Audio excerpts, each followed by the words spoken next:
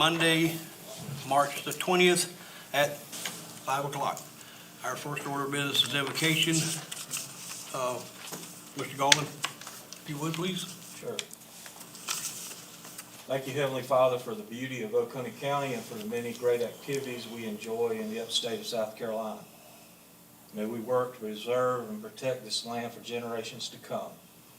We ask that your Spirit be among us and help us to work together with cooperation and respect for differing opinions. We ask for your guidance as we plan for the future of the county in a positive and constructive manner.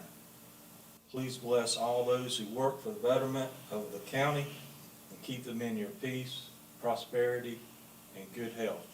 Amen. Amen. Pat, would you lead us in the pledge, please? With allegiance to the flag of the United States of America and to the republic for which it stands, one nation, under God, indivisible, with liberty and justice for all. Thank you, sir. Okay. You have before you the minutes of our last meeting on March the 6th. Do I hear a motion to approve? So moved. Second. Is there any corrections, spellings? All right, all those in favor? Aye. Opposed? Unanimous. Okay. We have no public comment for non-agenda items. Commissioner member comments? Mr. Chairman, I got 3 checkpoints from the comp plan. All right. 6244 talks about litter, picking up litter, and the City of Westminster hosted a litter day with COBA, Keep Oconee Beautiful Association, and the Seneca Police Department did a group pickup trash day and had 76 bags of trash, so well done for that.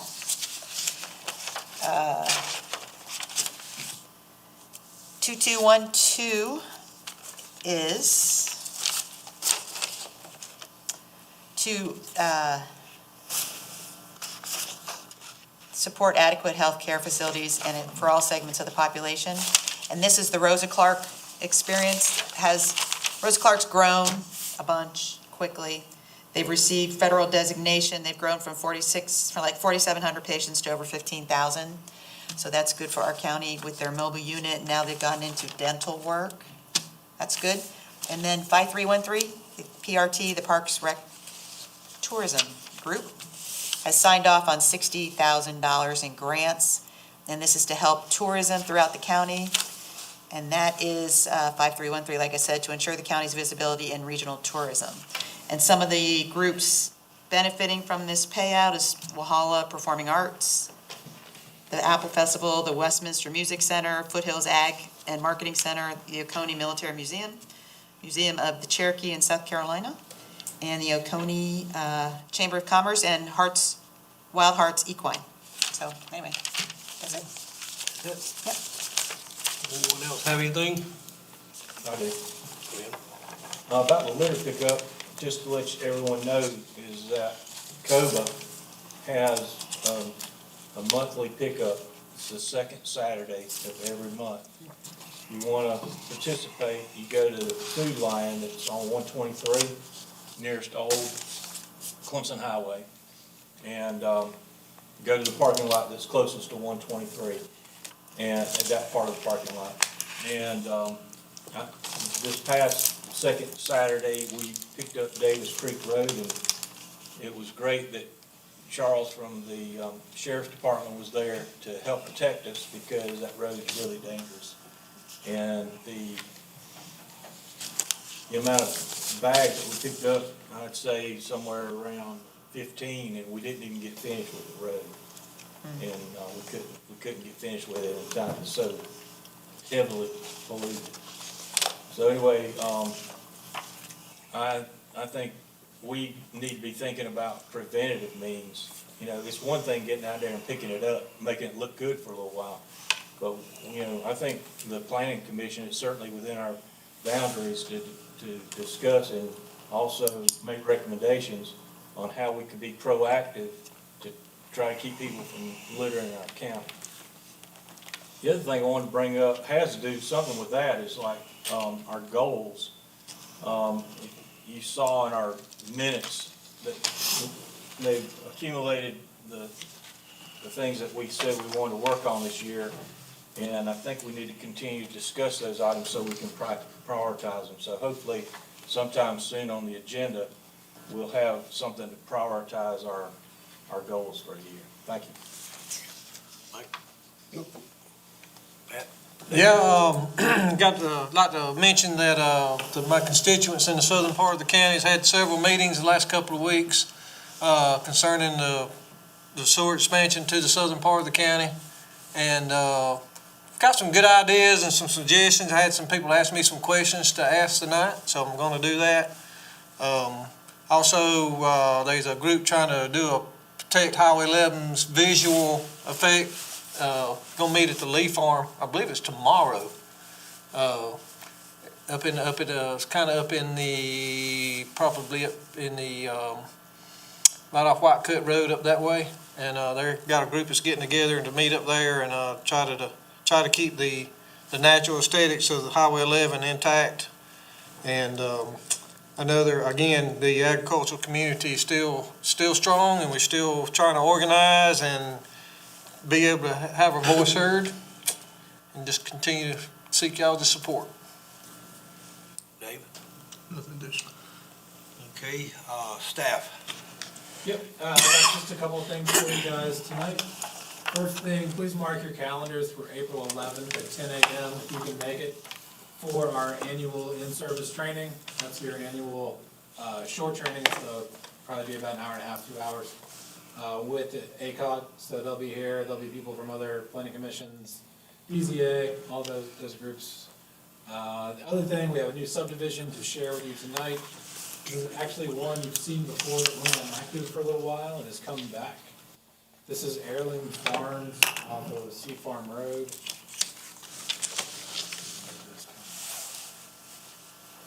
133 lots. It's about 79 acres.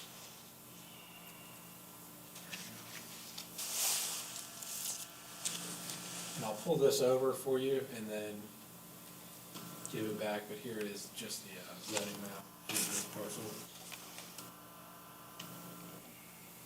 Highway 11, and for Sandifer as well. So it goes up to 11? It does, the property does, the development does not. Okay, all right. That's a swamp.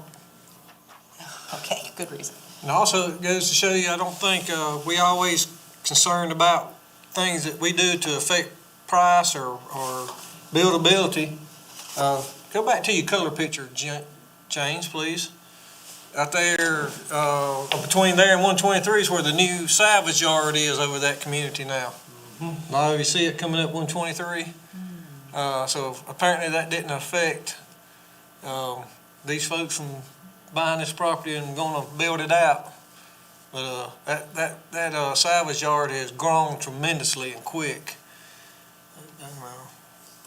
But there's gonna actually be, looks like 10, 11, 12 lots, gonna be right next to it. Just for clarification, the salvage place is right there on the corner, right behind the Upstate Forklift. There's actually a property right between that and the subdivision or potential.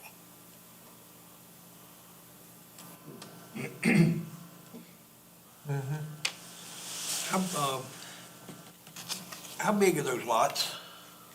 I can't see with this small writing.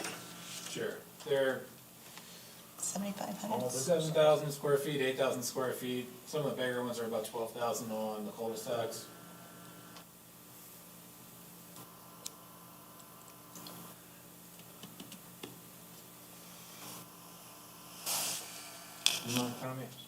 Please?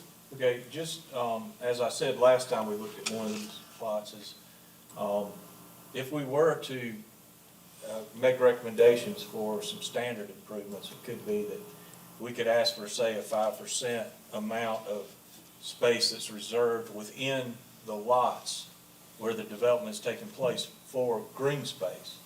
And you can see that they have common areas, but I don't think there's good access from all the lots to the common areas. So anyway, that's something that we might want to be thinking about when we talk about possibility of changing standards. Green space.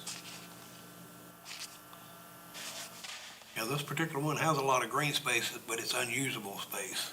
That's why it's left green.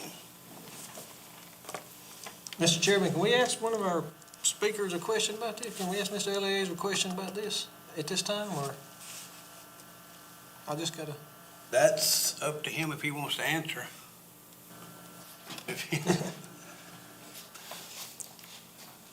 The sewer line that's gonna serve this community is the one that goes, connects in Conner Ross Creek, goes to Westminster up by the old Dunlop plant. I understand that line's in very deteriorated condition and probably has a lot of infiltration and, there's obviously some guys, I've been seeing them here lately, they've been doing a lot of work on it and doing some testing. Could you know what's going on there, or could you answer some of that? Yes, sir, I can answer. Okay. If you don't mind answering, I don't mean to catch you off guard, but. No, you're fine. I don't mind at all. So I'll go ahead and, not to my presentation, but that, your GIS, Yeah. if you would. So we have a line that goes cross-country, and it's difficult to see, I believe, on this screen, but right in this area here, it traverses through some lowlands, wetlands, and that has been identified as an area during our consent order that we've been out there inspecting recently, and it's observant that you've noticed our crews and our contractors out there looking at that. But we have identified some areas out there where we have had some infiltration issues. I don't think we've had any inflow, but infiltration, which is groundwater that is getting into the system. So we're in the process of identifying exactly where those are in that line segment that runs from Highway 11 eastward toward the plant, and finding a fix to address those systems. We know it's off the map, but we're aware of a line down there between two manholes where we have some settling in the pipe, and I believe we're going to be in the process of having it, in the design phase now, but it'll be a priority to fix. So what it's doing there is dipping down what's called a sag or a swag in the bottom of the line, and it'll act as a dam, slow the flow down and cause the flow to back up behind it. So that's one of the items that we will have to fix and address. I've seen the drawings they've presented to both myself and the city of Westminster, who will own and operate the system within Heirloom Farms. And I received those, I believe it was last Thursday or Friday. They came in last week with the drawing set, the utility plan. It was maybe one sheet, possibly two. So we'll look over those, but they'll have one connection point with our line on Highway 11. Everything that serves the development itself will belong to the city of Westminster, the sewer system within the subdivision. But we feel comfortable and confident that we would be able to handle and address that flow and move it downstream with no issues to the environment, especially once the corrections are made on our end. Well, did this development facilitate those corrections, or? No, sir, it did not. So this was in an area that was identified in our consent order because we've had some overflows in the past up on that line that goes to the south side of the city of Westminster, as well as to the north side. The north side it's been addressed significantly by some corrections that the city of Westminster has made. But this area on the south side was found before this subdivision came along. What we have done with any development of any substantial size is we have them provide us with information as far as what the development is going to serve, the type use it will be, and an estimated amount of wastewater volume that they anticipate generating each day based on the DHEC standard, which is in the regulation.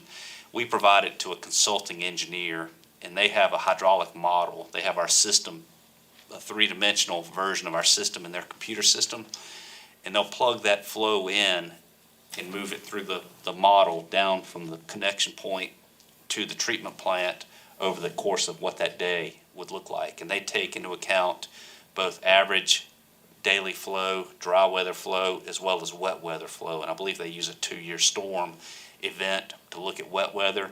And during dry weather, we were fine. It was just during the wet weather that we were having the issues. So that was identified in the model as well as in the high-level exploratory data collection that was done for our consent order a little over a year ago. So that is what triggered for for our staff and for the contractor that's out there now doing that cleaning and televising of the interior of the line to know what areas to look in. So that that was done by portable flow meters that we had in the system. Thank you. Yes, sir.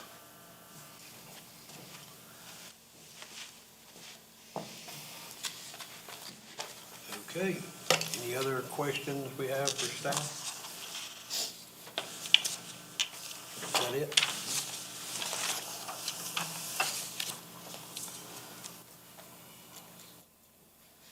Okay, now we have a presentation on sewer service and operation by the Oconee Joint Regional Sewer Authority, Chris Eleazar. Yes, sir. You are the floor. Well, wait a minute, well, yeah, you after him, Tom. I'm after it, Chris. Okay. You're after him. Go ahead. All right, thank you. And I may address some of your questions that you were asking me a moment ago. So, thank you, Mr. Chair and Commissioners of the Planning Commission. I put this presentation together, worked on it throughout the day today, so hopefully if there won't be any or too many errors as we go through this. But Mr. Coley had asked me to address some of the questions and comments that he's received over the last, I don't know, several months, as well as some that I've received from both you all, the county council, and members of the public as far as how we operate, where we don't operate, and how we elect to serve and not serve potential customers. So the more I have discussed this with the public, the more I realize that very few people really understand how we operate, because we are really a two-agency system as far as how we collect and treat the wastewater. So are you gonna have to advance all the slides? I can give it to you, you can run. That may be the easiest thing to do. So, will it go, can I go backwards Use with your it? scroll bar. Roll it. There you go. Okay, I got it. Okay, so what we have here on the first slide, this is a high-level map of the majority of the county. As you can see on the map, you see a lot of red, very little green, and a lot of white space. So the red lines are sewer lines, which are owned, operated, and maintained by the cities which they serve. The majority of those lines are inside the municipal areas, which are shown on the map in the gray. You should be able to see the fill areas that are the cities. The red pipes, again, are those city lines, and we have the cities of Seneca, Walhalla, Westminster, as well as about a mile's worth of pipe that is owned and maintained by the town of West Union. Salem has no sewer up that way, so the majority of it is in and around the towns. There's very little service as far as sewer goes by the cities outside of the municipal boundaries. The green lines that you see connecting the sewer from each of the cities down to our treatment plant, which is kind of on the southern side of the city of Seneca. The green lines are owned, operated, and maintained by the sewer authority. So I'm going to zoom in now. Oh, this slide here also, it does show the I-85 corridor as well as a green line. I believe, is it a green line that goes from the Golden Corner site up to the treatment plant? Is that visible on your map? So that line is actually owned by Oconee County, but we're the contract operator for the county for that pump station and that line. Now, once it is extended from the pump station to the interstate, that will be the sewer authority's system. Get this right in a minute. Okay, so this is just kind of a close-in version of what I was same map that I was showing you a moment ago, but again, you can see that the bulk of the service takes place inside of the cities, and there's pockets here or there outside of the cities. And if you have any questions along the way, go ahead. That may save me some time from having to go back and find these maps. Chris, I may have spoke too soon because I don't know for sure that there is a green line coming from the industrial park. It's a dashed red line, which is forced Oh, main. it's red? Okay, is it red? Yeah, It's a okay, red so dotted line. then it's marked appropriately, because it's not one of our pipes. That line does belong to Oconee County, as I did mention. Okay. It is an Oconee County-owned line. We, again, operate and maintain that system and bill the county for the maintenance of that system, as well as the pump station. Can I ask a question about that? Yes, sir. I think most people are a little deceived about what's the operation of that particular line. I think most people think it's just sitting there, but y'all running fresh water in it right now, right? We do, yes, sir. So when that station was put online and the DHEC permit to operate was awarded to that pump station, whether it has somebody connected to it or not, those stations are meant to run. So if they're not exercised on a periodic basis, the motors will seize, the pumps won't operate. So it's much cheaper to go in there and put some fresh water in, and we do it on a monthly basis, operate the pumps, work water through the system, and then we do that at the very first weekend or the first Monday of the month. So it's not 24/7. No, sir, it's not. Periodically. No, sir, it's not running 24/7. We'll go down there, cut water on, let it fill up that wet well, which is a tank in the ground. Let the pumps pump that tank down, cycle through it, operate the pumps, and I believe there's 3 pumps at that station, and then that's all. We don't have water flowing into it continuously. So the proposed expansion they're talking about, it's gonna tie into that? Yes, sir, it will. Will it all be pressurized? No, sir, it will not be, and I'll have the slides that address some of the sewer south in later on in the presentation. Yes, sir? So you said the county owns the forced main from Corner Ross down to the Golden Corner Commerce Park, Yes, sir. but the county ordinances are not, they don't have jurisdiction over that line. Your rules do? The county would have jurisdiction over that line, so because the county they fall under our collection system and our NPDS permit, so we're required to have regulations. And the county, by agreement, has agreed to enforce and adopt our regulations at a minimum for that system, as well as all the others, and that was a EPA requirement to be done because we have that pretreatment program. So agenda item number 9, discuss it. We originally were going to discuss supersession of Oconee County's ordinance to your rules. But Yes. wondering if that's something we can do now or not. And again, the county's agreed to use our regulations at a minimum, which was a requirement by DHEC. We had to have Mr. Rude, I believe, this was done by county council. This was maybe in 2021, if I remember correctly, that this had to be done. So it was signed and submitted, approved by council, that was agreed upon. And that was a requirement because it was connected to our treatment facility. Maybe I'm delving into too much detail. I'll let him finish his presentation. I've got more questions on that piece. Sure. We can talk about that in And I do know that there's been a lot of confusion regarding the county's ordinance and ours and who circumvents whose or what have you. And I'll be happy to answer those questions as we get to it. Let's see.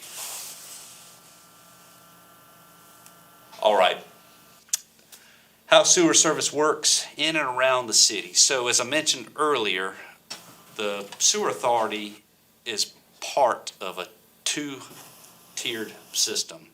So the easiest way I think to think about this is a wholesale and a retail provider. So the cities are what we would term as the wholesale wastewater provider to the customers, whether they're connected directly to one of the red pipes that was shown on the map, or the few that are connected directly to one of the green lines, which we own, they are still considered to be the city's customers. So the city operates their system, they bill the customers based on the water meter and the water that serves that customer. There's a few, I believe, out there, primarily industries, if only industries, I think, that have a sewer meter where they're billed based on how much flow they discharge through sewer and not by water. And there's very few out there where the customer is on a well, but they discharge to a sewer system. So the city will bill those as well. The calls, we don't, the calls, if somebody's having an issue with sewer in the middle of the night, those calls would go to the city that provides the retail service, much like they would as if they were their water customer. The sewer authority, again, is the wholesale treatment and conveyance. So the green lines, most of which are maybe 12-inch in diameter or greater, is considered to be the trunk sewer. So again, visualizing that map that I showed in the first couple of pictures, we provide the trunk of that tree. The cities provide the branches, the direct customers to connect to the systems. Same question about the I-85 corridor.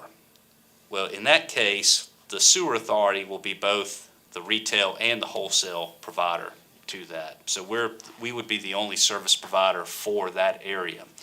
The reason that came about is back in 2018, we met with the Appalachian Council of Governments when this opportunity for the South Carolina Rural Infrastructure Authority and the U.S. Economic Development Administration's grants were proposed and awarded to us.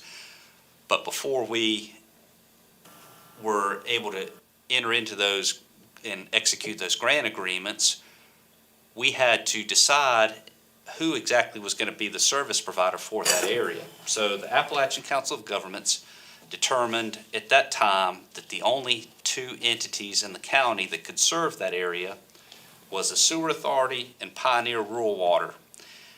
And Pioneer did not wish to pursue serving it, so it fell to us as being the only ones that were eligible to apply for those grants. So again, we're the retail provider.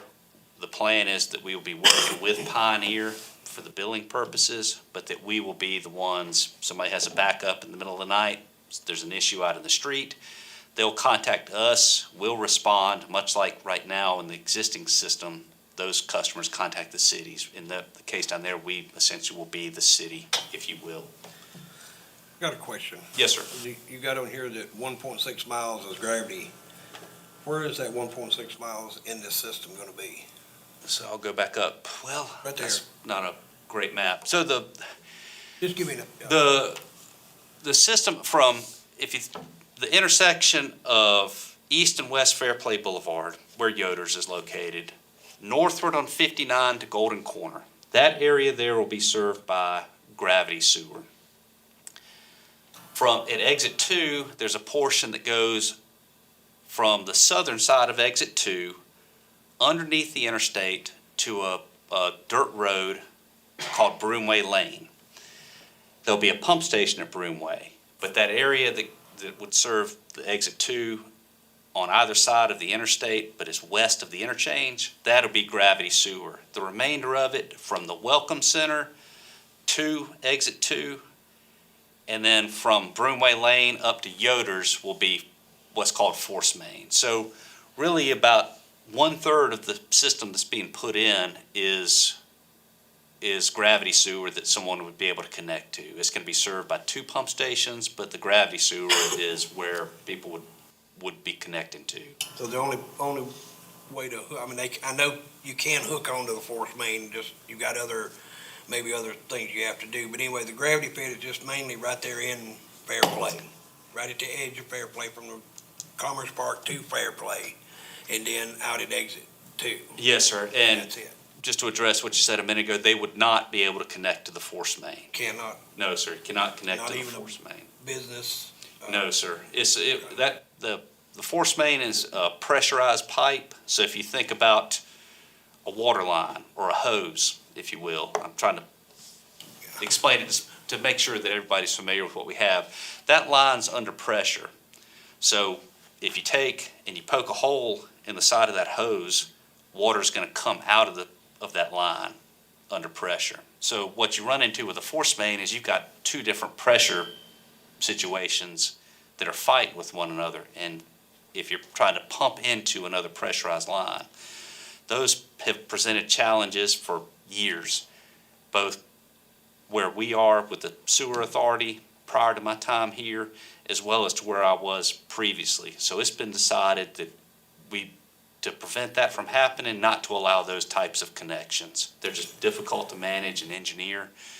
There's just a very fine area where it'll work, and the more you allow those connections, the more difficult it is to operate. You start running into problems when the pressure differentials are too great. Just one thing on a detail, maybe going a little bit too far, but can you put a gravity-fed pipe into a pump station? Yes, sir, you can. I thought you could, but I just want to make sure that as people conceptualize the system, that they realize that as future growth, there are ways to connect to the pump stations. There are, and there's a subdivision that's currently in design now that's around the city of Seneca, and they're planning to connect directly to our pump station. They're bringing the flow in from the development right to our pump station. There's no other line that serves it. We've approved that, and that's an ideal situation. So their line is going to pierce the wall of that tank and just flow right in. So those connections are absolutely allowed. Most of the time, you're going to have a gravity line going into a pump station. I can't think of any other stations that we have where you've got a force main going into another pump station. Every one of ours you'd be able to connect with. Okay, thanks. Yes, sir. I keep getting this thing all wrong, so sorry for messing you up on this. And I believe this may address some of the questions that I was being asked earlier, is who is eligible to connect?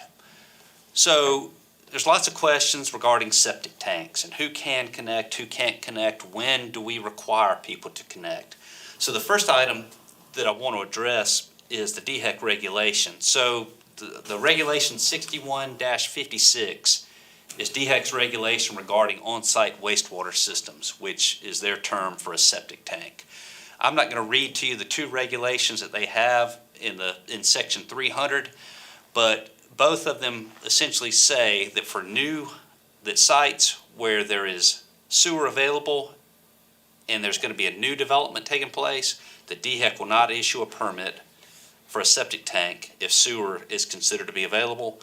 And the same thing here with if there's repair or replacement of an existing septic tank that's on site, if sewer is available, DHEC won't allow them to repair the system. But currently, DHEC doesn't issue any permits that I know of to repair a septic tank, only install a new one. And as I mentioned back a couple of weeks ago at the county council meeting, we're not in the place to police DHEC's regulations. That we feel that's their responsibility. So we're not, if somebody's out there with a septic tank currently and they need to do some repair work or maintenance on the tank, we're not going to require them to connect. And to address what Mr. Nix was asking me about before the meeting, regarding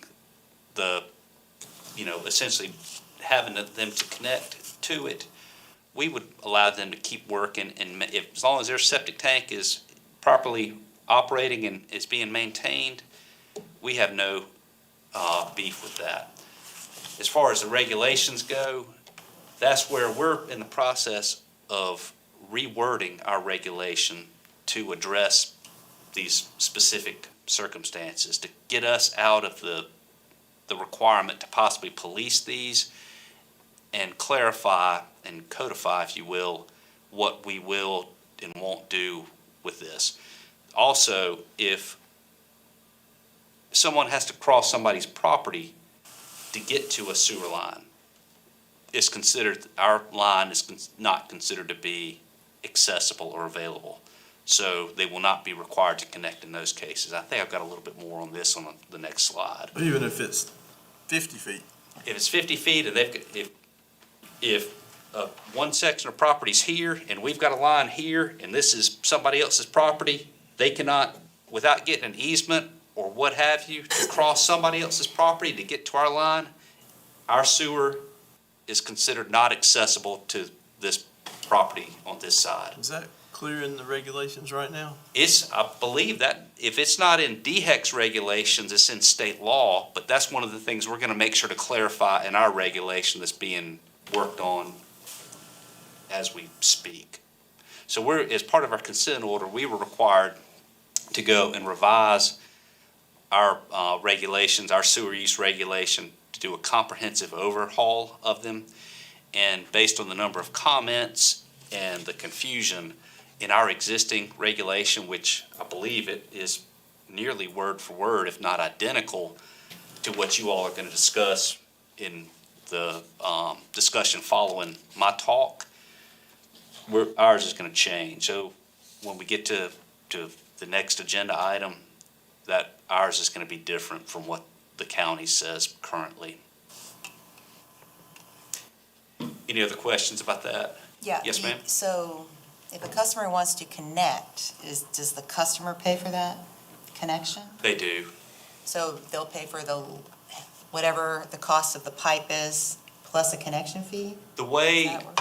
the way ours would be is that they would pay for the connection, which would include making the tap on either our manhole or our pipe in the ground, coming off of that pipe and running an extension over to the edge of the right-of-way, whether it's a road right-of-way or a dedicated easement that we have. We would go and stub out at that point. We would put a clean out on the right-of-way or easement edge, and they would own from that point to wherever it's going to, the house or the business. But that would be part of the fee they would pay if they want to tap onto our infrastructure. As far as how the cities charge that and operate that, I can't speak to how they do that currently. I don't know if they have to pay the entire amount or if they've got a flat fee. That would be a question that would have to be asked to each of the cities as the provider. And then the water meter who puts the water meter on? to run? We don't operate drinking water systems, so we don't, that There's would no meter. definitely be It's a just- question. Yeah, we bill based on the water meter, under the assumption that if water's being used, it's also going down the drain at some point in time. And that's the standard everywhere, I would imagine, probably all across the country. Okay. I don't know if there is a such thing as a sewer meter that would measure the flow, but I'm not aware of any system in the state other than some of these industrial sites that may use a dedicated meter to measure their wastewater flow absent of the drinking water Okay. meter. Yes, sir? Just make sure Teresa's done. Yeah, I'm good. So following up on a couple of Teresa's questions. Number one, if somebody is in a rural area where they have well water, and for some reason they're required to connect to the sewer, how do you bill them? We currently have a flat fee, I think, that's built into our existing schedule of fees now, and I can't quote what that amount is, but for a home, it's just under the assumption that they're going to use the same amount of water as a typical metered customer, and they're just billed with based on a flat fee. Currently, we bill those through the cities with one exception, and that's one well customer that's directly across the street from the treatment plant. But all the others, currently the cities invoice those and collect that and pass the revenue to us as appropriate. Okay. So question number two, excuse me. Question number two is, and this is just a off-the-cuff guess that I'm asking for. If a sewer customer, say, has 100 feet, he has to connect to the sewer versus putting in a septic tank. What's the comparison costs on that? I'm not Any idea? I have no idea. I don't price, and I have not priced the installation of a septic tank versus the installation of a per foot cost to run the sewer lateral. I'm not sure. So do you tell DHEC where all these sewer lines are going, then they'll come back and they'll say, we're not gonna renew the septic systems? So they're always in the loop of what's going on? No, DHEC usually will contact us and ask us if we have sewer in a specific area. We've provided them with maps that essentially is the exact same one that you saw in the second slide that we had here, the closed-up version, and we just let them know, if you get any requests for septic tanks in this area, just let us know. We can look it up and let them know if sewer is available. There's been a few cases where sewer has been available and they issued a septic tank, and they came and found out later on that sewer was considered available and they had to revoke the septic tank. And there's been some where sewer is available, and then when we got to looking into it, we figured that because of a topographical issue or the distance that they would have to run to connect to sewer, it was just too great or too much of a risk to have them, do a substantial creek crossing or have to pump up and down several hills, run 1,000 feet of pipe to connect to us. So in those cases, we've given them a waiver. Even if we had sewer crossing their property, we would just give them a waiver. That was my next question, choice. So if a customer really likes their septic and doesn't want to do sewer, they could get a waiver? If they're on septic now, we're not gonna make them get off of their septic tank. No, we're not gonna make them, and that'll be clarified in the regulation revision as well. We will not, the only time we've ever had anybody get off of septic and come onto public sewer is when the customer calls us and says they want to, which we actually, maybe contrary to popular opinion or belief here, we receive those calls fairly frequently, maybe one or two a month, asking because people want to get off their septic tank for whatever reason. They don't want to have to maintain, pump the tank. They're having problems with roots getting into it. Whatever the case may be, we have people that want to connect to the sewer system and get off of a septic tank. Okay, thank you. Yes, sir. One more question. I'm trying to remember where I read it, but are there any, and I can't get my rules to open, so are there any restrictions on, like say farming properties, any farming restrictions or property usage restrictions associated with a sewer line running within, say, 300 feet of that property, or like you can't have livestock or fecal matter or anything like that? I mean, seems like I've heard something of that nature. Are there any of those items in your rules that need to be considered? I think Mr. Luke Moore brought this up. Yeah, I back think he did. At our February board meeting, if I remember correctly. And that was one of the items that we had confusion about. What does this even mean? So that's going to be substantially revised and clarified as to what can and can't connect. We don't want somebody's, we're not going to make somebody that's got a chicken house put in a trench drain and connect that to sewer to service that entire house. That we wouldn't do that. We wouldn't, nothing we're going to do is going to prohibit anybody from performing their agricultural duties. I used to work for DHEC years ago, and each of those, poultry houses, swine farms, dairies, all those places already issued a permit from DHEC that regulates they're more concerned, I believe, with the runoff with streams. We don't get involved with any of that. But there was confusion about the item that Mr. Moore brought up, and that was something that was going to be addressed in the regulation revision as well. The regulation revision, just to let you know too, is it's not something that the attorneys are going to hand back to us and the board adopts and that's what it is. It'll go through the process of getting it back from the attorney. The board will consider it. The board will ask their questions. That then the public will be able to, much like any type of a county ordinance, the public, it'll go on public notice. We public notice it for 30 days. We'll take specific comments dedicated to just that regulation, separate from any other public comment session that we would have, and the public would have their say and question the regulation and provide input before the board ultimately adopts it. So it's not something that I'll get back in my email this afternoon, take it to the next board meeting, and they'll stamp it and says, this is what it is. There'll be public input into the process before it's adopted. But there again, it'll be a 30-day public notice for that.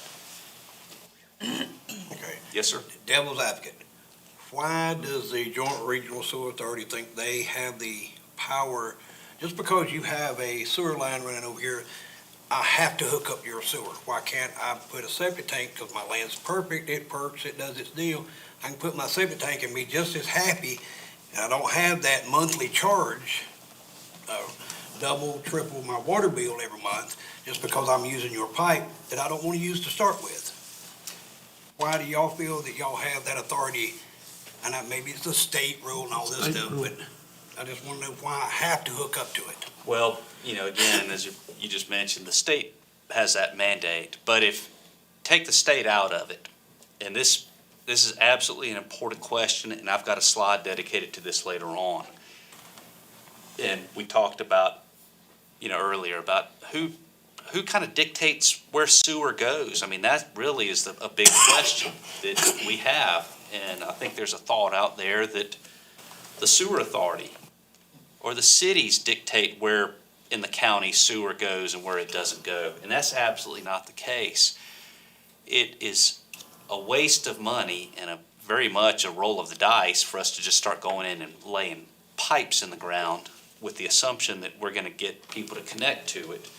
That's not the way a sewer system should operate or needs to operate from the financial standpoint. Laying a gravity sewer line is an expensive endeavor, extremely expensive, because it's got to be laid on grade with the proper slope at a minimum to be able to flow appropriately. It's got to be sized appropriately for the number of customers that it could potentially serve. That's going to force and push the solids down the line so they don't settle out and cause a backup upstream with an overflow. So the designing of a sewer system, when you take that into account with the customers that would be connected to it, is when the engineers are doing this, they have no way of knowing who is and who isn't going to connect. They're designed for every property that it's passing by for the volume of wastewater to connect from that property. Larger properties are a little bit more difficult because they may become an industry that uses a lot of water. They may be an industry that uses very little water. They may become a subdivision that discharges a fair amount of wastewater, or it may stay farmland or a field and discharge no water. So in rural areas of the county, it's very difficult for them to make those plans. The reason why that if there is a case made for them to connect, and I can only speak from a sound business standpoint as far as operating a wastewater system, and why we would want customers to connect, why the county should want customers to connect, say in the area of Sewer South, is because the more customers you have, as I mentioned earlier, it's expensive to operate a sewer system. The more customers you have on a line, just pick up a line a mile long, and let's imagine that line, it costs $1,000 a year to operate. And these are all made up numbers. I'm just using round numbers from my own understanding in this case. 1,000 miles to operate a line, you've got one customer on it. Well, is that customer going to pay $1,000 a year to operate that one line? I mean, is that reasonable? I mean, that's pretty high. If you've got two, is it reasonable for each of them to pay $500 to operate it? If you've got 10, is it reasonable for them to pay $100 a year to operate it? So you gain that economy of scale by having customers connect to it. That's why sewer, when it's in ideally, it is meant to be able to serve density. That's why when you see it with subdivisions, they're able to put in more homes where sewer's available because they're able to justify that expense of doing it because they're able to sell more lots to pay for the expense of putting the sewer system in. We receive a fair number of calls, and this is something that I'm working on, a map I was working on this morning that shows over the last year, well, the last 13 months, 15 months, where we've gotten calls about sewer availability across the county, primarily on lots, a couple of acres and larger that may become commercial or maybe industrial sites like, say, the OITP or Golden Corner or potential subdivision. So, because those developers, like in the subdivisions case, instead of it being, what was the number you mentioned in that earlier? 133 lots. If sewer wasn't available, they may only be able to develop, 85, 70. So they're able to have the density, they're able to sell more lots and recoup on their investment that much sooner. It could stay farmland. It could stay farmland. Yeah. That's right. And that's where us, in our case, again, it's not our job to dictate where sewer goes. We feel in the cities, that responsibility falls to bodies such as yours, but ultimately city councils as to where sewer does and doesn't go, where the growth does and doesn't happen. Outside the municipal areas, the same thing. Organizations such as this, county council.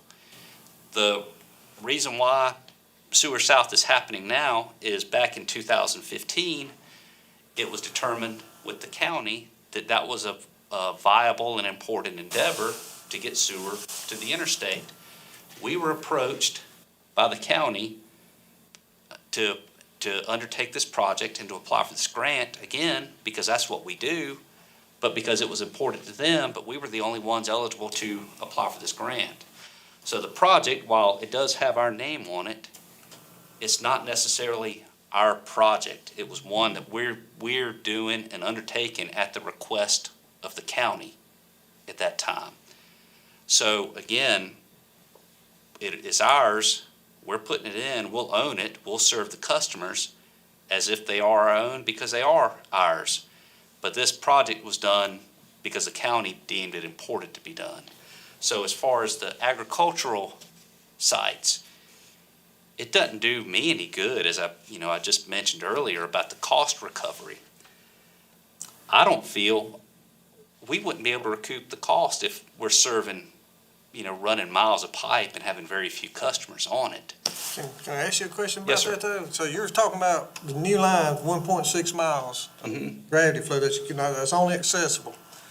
But you're talking about going from exit 2 to, and I know this is done, we're crying over spilt milk, but I'm just trying to get clarification. So you're going from exit 2 to the convenience center, the welcome center, which is mostly interstate, not developable property, probably too close to the lake. There's very limited opportunities to gain customers from 2 to the welcome center. So who's going to pay that cost? Well, The welcome center, you're already talking about, we got to have customers to pay.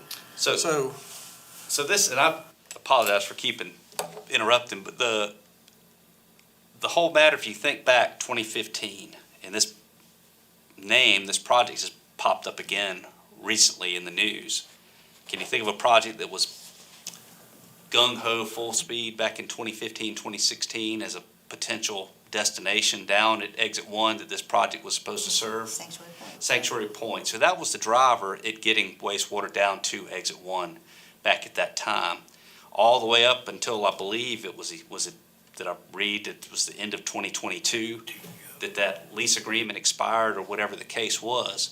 So again, that was a project that was the driver in getting sewer to exit 1 was the Sanctuary Point project. Now, from what I understand, that there had to be an end point of connection to be eligible for this grant. The whole line couldn't be done as a speculative project. There had to be somebody that got the benefit of connecting to the project. So that in this case, just so happened to be the Welcome Center. Well, the Welcome Center already has a wastewater treatment plant that's there. They're operating off of an expired discharge permit. And I'm not exactly sure when it expired, but the plan was that it didn't need to be renewed because this project was eventually going to take it offline.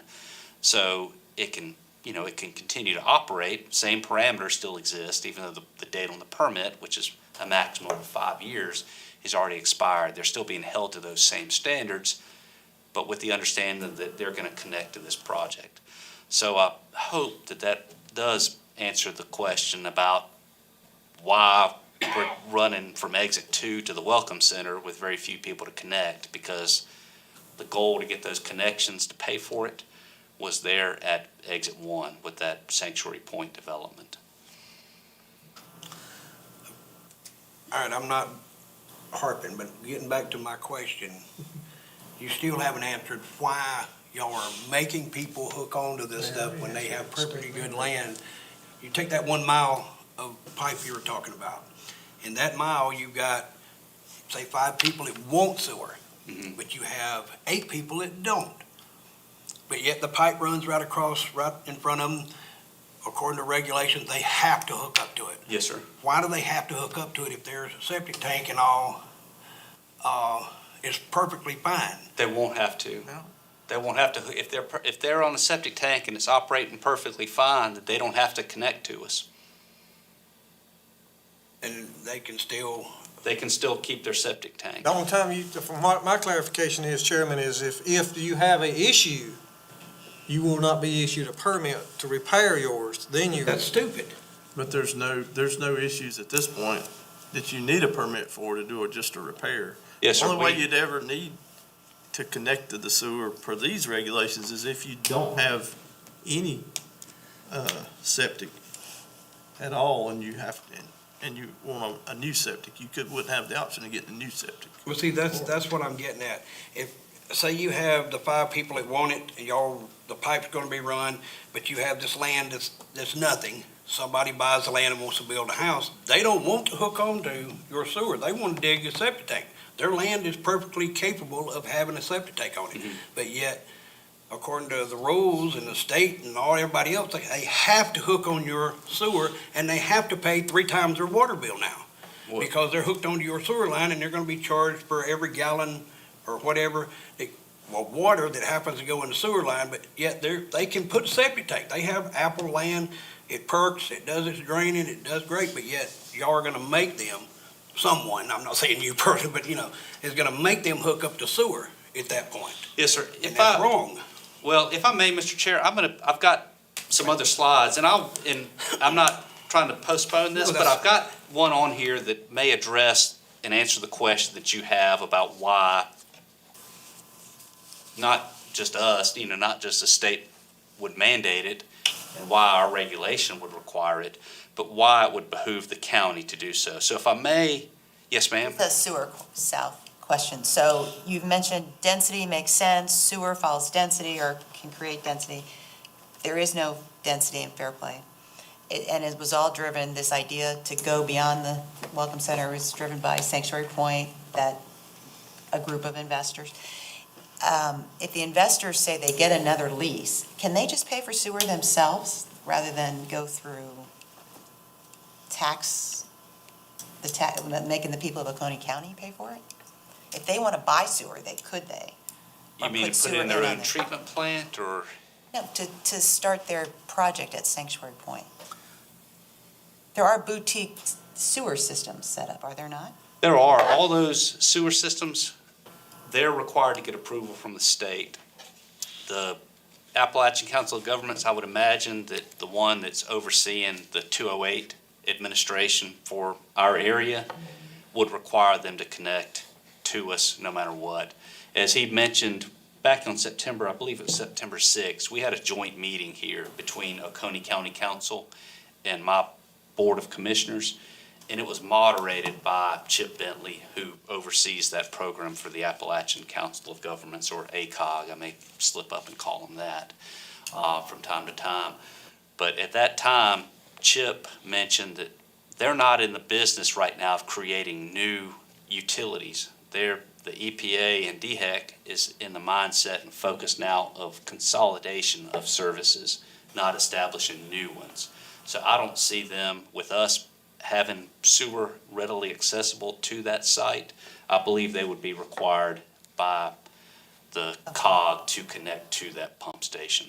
All right, and so, so it goes in, and until industry is built, because the only way sewer is gonna make sense is industrial use or commercial use, right? Because the residential population of Fairplay cannot support sewer south.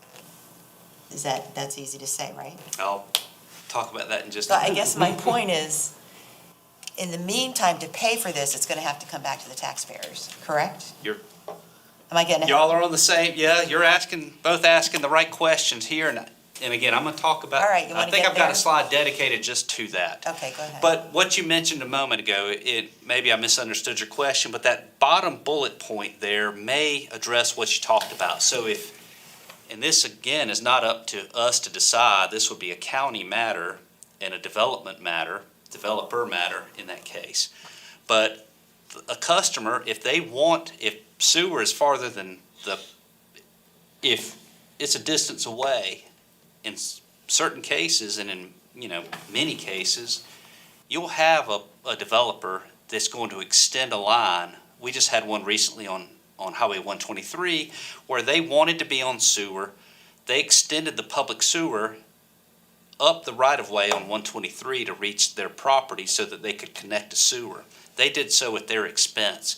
So the last bullet point on there in bold is that they can request and have it designed they pay for all of the services to be done. They pay for any engineering, any surveying, any connection, any construction cost to extend sewer to their property, as well as in the case with any of these subdivisions, such as Heirloom Farm that we talked about earlier, they pay for the construction, the design, they pay every bit of that, and then they install it to the standards, the minimum standards that need to be complied with.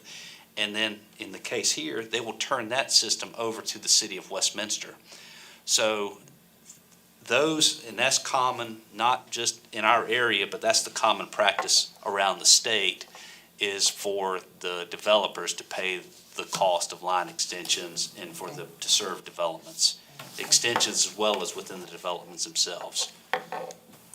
Mr. Chair, can I make a suggestion that we agree that we're not gonna ask Mr. Eliezer additional questions until he completes his presentation? And in suggesting that, I've noticed that he has pages of his slides, like this is 6. All you have to do is write down slide 6, question, and write your question down, and he'll come back to it later maybe. What I'm anticipating is he's gonna answer some of these questions we have, and I see a lot of angst. So, you came here, and we appreciate it, and I think we need to give you a chance to get through your presentation. That's my suggestion. I'm gonna leave that totally up to everyone, if they've got questions that they gotta have at that point, but it would make the presentation go by a little faster, and, so let's see what we can get through without that, and then ask all the questions at the end if possible. Thank you, guys. Go ahead, sir. Thank you. And here we go, the 300-foot rule. So, again, we talked about the DHEC requirement for customers to connect if they are adjacent to public sewer being available and it, being eligible to be connected to, as we discussed earlier. DHEC, the law, the regulations that they do not have a distance to determine what that accessibility is to sewer. So that 300-foot rule that we have currently in place in our regulations is one that extends back to at least the late 80s, back when we were part of Oconee County government. So the county ordinance that exists now with the 300-foot rule mentioned in it is the same that we have now. We carried over, from the best of my understanding, because obviously this was well before my time here, that we carried that regulation over from what the county ordinance was.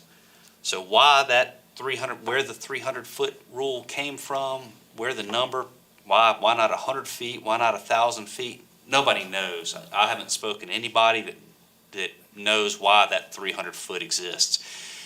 In the first revision of the sewer use ordinance from Oconee County, which I think was from 1978 or 1979, did not have this in place. I did go back and look at it specifically to find out if it's been in place from the beginning of our existence. We went online back in 1980. The first version of the sewer use ordinance did not have that in there. So sometime between 78 and the late 80s was when that rule was adopted by Oconee County. But why that is, I can't speak to that. Let's see, bullet point 2 I've covered. If it crosses somebody else's property, they're not required to connect. So we cannot make somebody, an individual that lives here, travel through someone else's property to connect to us. We cannot require somebody to give an easement for one person's good or gain just because of that. And the last one, the business case.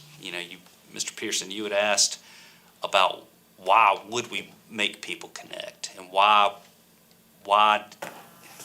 is that essentially, that's in a nutshell what you asked for, and I think I've got a slide.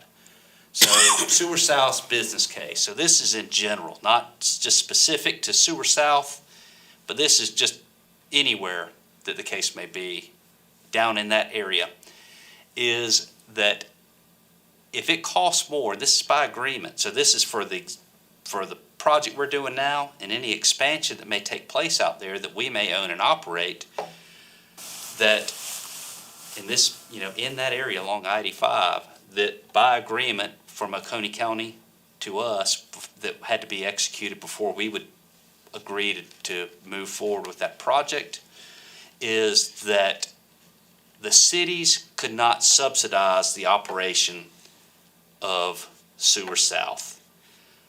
That system had to be self-sustaining, meaning that the customers that were connected down there had to make that system pay for itself. If not, if it can't make that system whole with the costs, then that's the point where Oconee County does become on the hook to make that whole. So again, I mentioned I'll use that $1,000 to operate the system example again. So say that it costs $1,000 to operate a system. We've got a customer on, however many customers that are on there, to charge them a fair rate for what it would need to be without overcharging them to pay the operation. Say that they generate $600 of that $1,000 that we need. The county would be on the hook for coming up with the remaining $400 to subsidize and make that system complete for the cost. Does that make sense as to why it would be of benefit for the county to want customers to connect? Wanting them to connect and making them connect is two different things. Yes, sir. And that's what I was getting at. Why are we making people do it when they have perfectly good land to connect, to do their sewer, their septic tanking and all that, but yet the sewer line runs within 300, 100, whatever it is, and now the county and all saying you have to hook up to that line. We don't care how good your land is. We don't care. You're gonna have to hook up to the sewer line. You can't do a septic tank, even though your property is perfectly fine to put a septic tank on. That was my question. Why are we doing that? Well, I can't speak for why the state requires it, but in this case, with us being subject to state law and regulation, we have to have that requirement. But again, going back to the example of it's difficult enough to design a sewer system, they design it to whatever properties would be able to serve and connect. Going back, and this goes back to that study that was performed, that they don't say that system wasn't in place, say that the regulation wasn't in place and people could pick and choose if they wanted to connect a sewer or wanted to connect a septic in the future. Well, how would an engineer know whether to make that line an 8-inch line to serve it or make that line a 12-inch line to serve it? If everybody wanted to didn't want to connect to sewer, and the engineers go and make it an 8-inch line, and then you get one property owner that wants to turn their land into a subdivision, then we've got to go, and they want to connect to sewer, then we may have to go and upsize that 8 to a 10-inch, or we may have to put 2 pipes in side by side to be able to accommodate that. So from the design standpoint, it makes sense to do it. From the cost standpoint, it makes sense to make people connect. And again, that's not my opinion. That's the facts with operating a sewer system, is from the design standpoint and the cost operations standpoint, the economy of scale, gaining that economy of scale. Going back to devil's advocate. Sure. That's the same scenario as me running a gas station and me making people come to my station because I sell gas. And buying my gas, not everybody else's, because I sell it, I'm gonna make them come to my station and buy it. It's the same thing. I don't have a right to make them come to my station. I don't think the state or anybody else has a right to tell me I have to hook up to your sewer if my land is adequate to put a septic tank, regardless where it's at. It's just wrong. It's morally wrong in so many ways. So I will shut up. But I mean, I understand from building it, you gotta have people on it to pay for, get to reimburse the money that was spent putting this in. But making people do things is not how to get happy customers. Yes, sir. Especially when your water bill is $30, but yet you get your bill and it's $90 because the sewer authority is charging you $60 a month because $10 worth of your water went down the sewer line, because in this county, you don't have to run all the water into the sewer. You can run sink, stuff like that out into the ground. It doesn't have to go into the sewer system. DHEC allows that. So if you're using $30 worth of water, all of that didn't go into the sewer system. Maybe $20 or $10 only ran in the sewer system. The rest of it was, I don't know what they call it. It wasn't septic water. It was, Gray It could water. be irrigation or something like that. yeah, something like it. But yet I'm still charged for going out here and watering my lawn, watering my garden, watering my animals. I'm charged for all of that, and it went nowhere near because I used that much water. And that's just, the whole system to me is wrong in that case. If they're gonna charge me for flushing my toilet, then charge me for what water came out of that toilet, not for what water I went and watered my animals with. Well, I think the DHEC would take issue with it if you're not plumbing your sink to the septic tank or sewer system. If you're, Nope. Better hush, Frankie.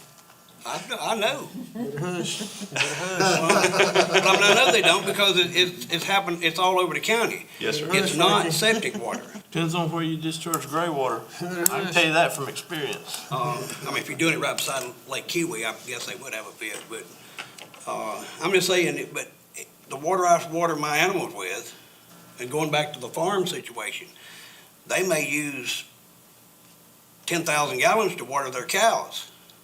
But if they have to be on sewer, they're paying for sewer for that 10,000 gallons that never goes into the septic system. And I can't speak for all the water systems in this county, but there are water systems out there that have what's called an irrigation meter. And these irrigation meters, in your case, and I would think that you may have this with possibly some of the poultry houses that may use that, or may, that may be the example I probably would have. That water's not gonna go down into the sewer. But in those cases, they would have a separate meter. I'll call it an irrigation meter, but it's for water that's not gonna go down the sewer, whether it's to irrigate your garden that you have, water your crops, use that water to wash your car out in the yard. As long as it's on a separate meter, they're not billed for sewer. Only that meter that's considered to be for domestic purposes, household use, would be what would be charged for sewer. So, again, the chicken house example, that those customers, if they do have that, they're not gonna be charged for wastewater, for all the water that they're using to hydrate their poultry only for the water that's going through the other meter that is connected to the sewer system. It would require a separate meter in those cases, of course, but that's the way that it's set up to operate and get around that, that predicament. Okay, I'll shut up. You're fine. One at a time. Let's see. Regional feasibility study. So this is a matter that I bring up because it's of interest. So I talked about a lot of different parties here. I've talked about what I call the member cities, Seneca, Walhalla, Westminster, talked about the town of West Union, talked about Pioneer Water, and talked about Oconee County plus the Sewer Authority. We were encouraged by the state to apply for a grant to look at these 4 items as part of a regional feasibility evaluation: our governance structure, environmental compliance, funding, and capital improvement needs. And identify some recommendations as to how we, as a whole, as all those wastewater providers, those bodies, can do a more effective and efficient job at serving those that we serve. So we were awarded this grant. We found out about it a couple of weeks ago, and we will be issuing a request for qualifications to have a firm come in and do a complete evaluation. It'll be a third party. They will evaluate our situation. They'll evaluate the cities. They'll evaluate the county on all these marks, and they'll come back with a recommendation or a few recommendations as to how we may be better structured to serve the county as well as the cities, all those within our service area. The dates on the bottom that you see, and I believe that you'll be provided with a copy of these slides afterwards, that those are somewhat tentative dates, but the key date that we have to have this project closed out by for the grant by February 22nd of 2024. So I would imagine over the next, probably around June, July, from that time frame until maybe November, December, you'll probably hear a decent amount about it because the county will be involved in this process as well. County Sewer Master Plan, this I have a question mark on for certain. So the orange on this map, that is what was presented by the consulting firm back in the middle of January at a county council meeting. And I think the timing of that got a lot of people possibly confused that was like it was actually what was going to be done. It was an evaluation to come up with how that area possibly could grow. Not that it is going to grow, not that it isn't, not that we're going to, it may not ever have the first pipe that was in that study, but it was just an evaluation of if sewer happens along the interstate, what are the possibilities, the likely possibilities that that area could grow in and around that corridor. I mentioned about the discussion that we had back in September, and again, I mentioned about where sewer does and doesn't happen, and that to a person, my board has stated this on numerous occasions. I state this as executive director.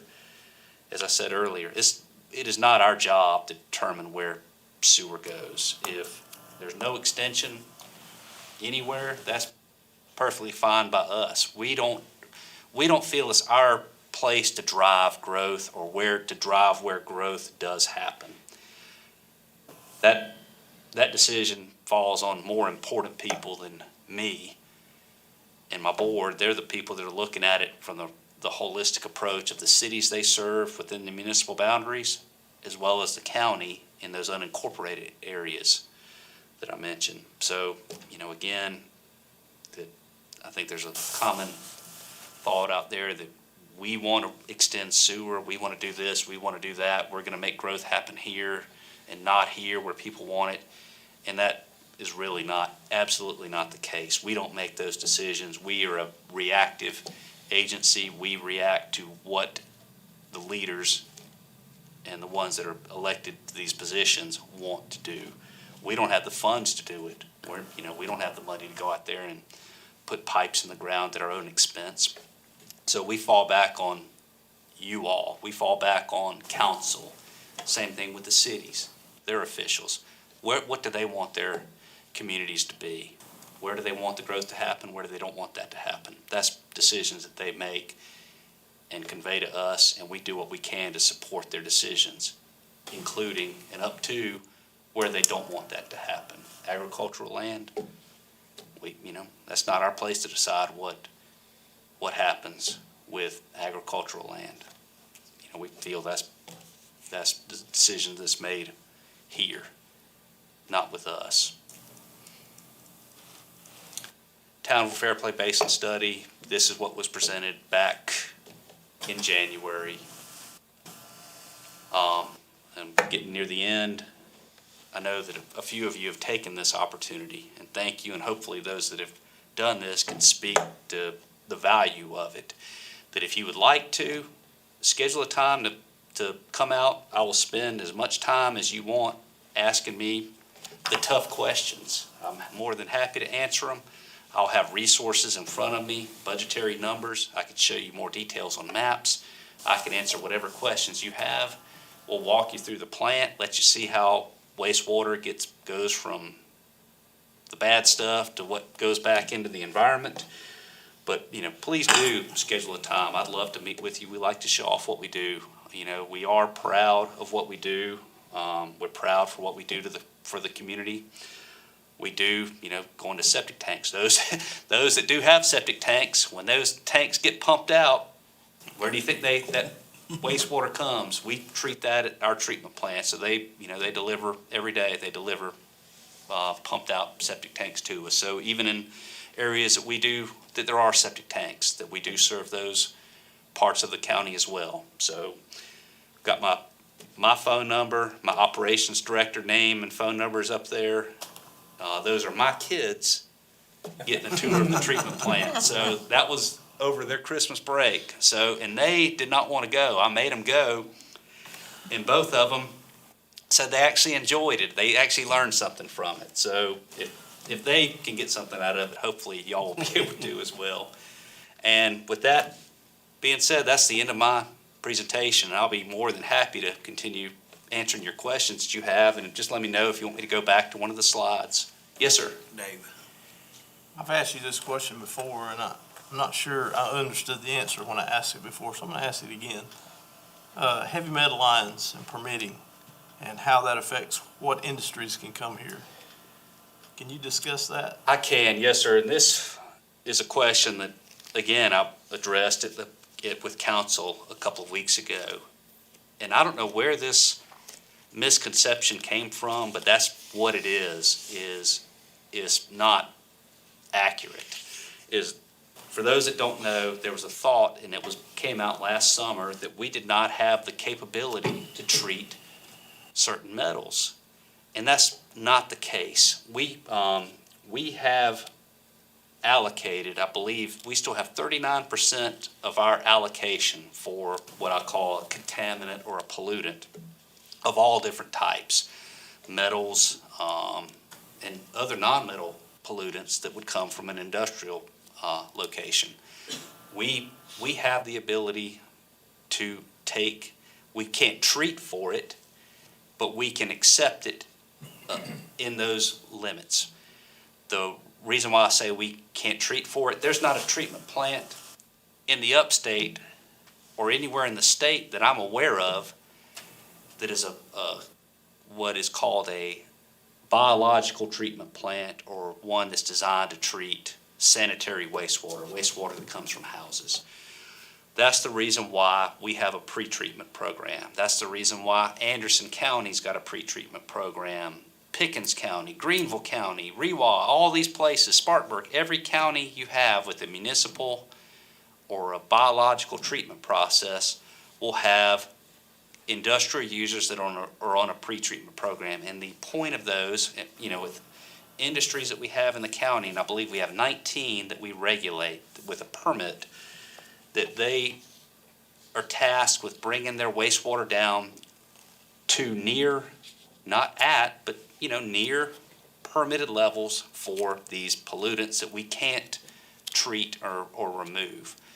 So, you continue to see industries moving in and continue to see industries interested in moving here. And we have not told one of them, we cannot take your wastewater, not one. We can handle it the same as any of our neighboring counties can. So the permitted limit, we're not at that limit? No, sir, we are, again, if we have 39% of what we're allocated to accept from those contaminants. We can accept that much. So, think about it this way, that we have only given away 60% of what we're able to. So, we have a considerable amount, and we have permitted about over 900,000 gallons of industrial flow. So, and those are the ones that are subject to those pollutant limits. And of that, we're still at what is that, 61% that we've doled out to them.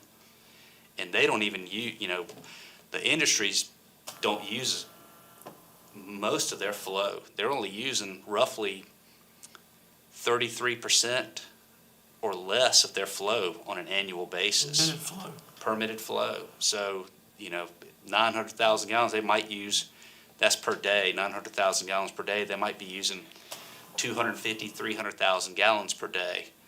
But we're having to, that limit that I mentioned is based on the assumption that they're using all 900 some odd thousand gallons a day. Because we've permitted it, they're able to discharge at that rate if they choose to do so.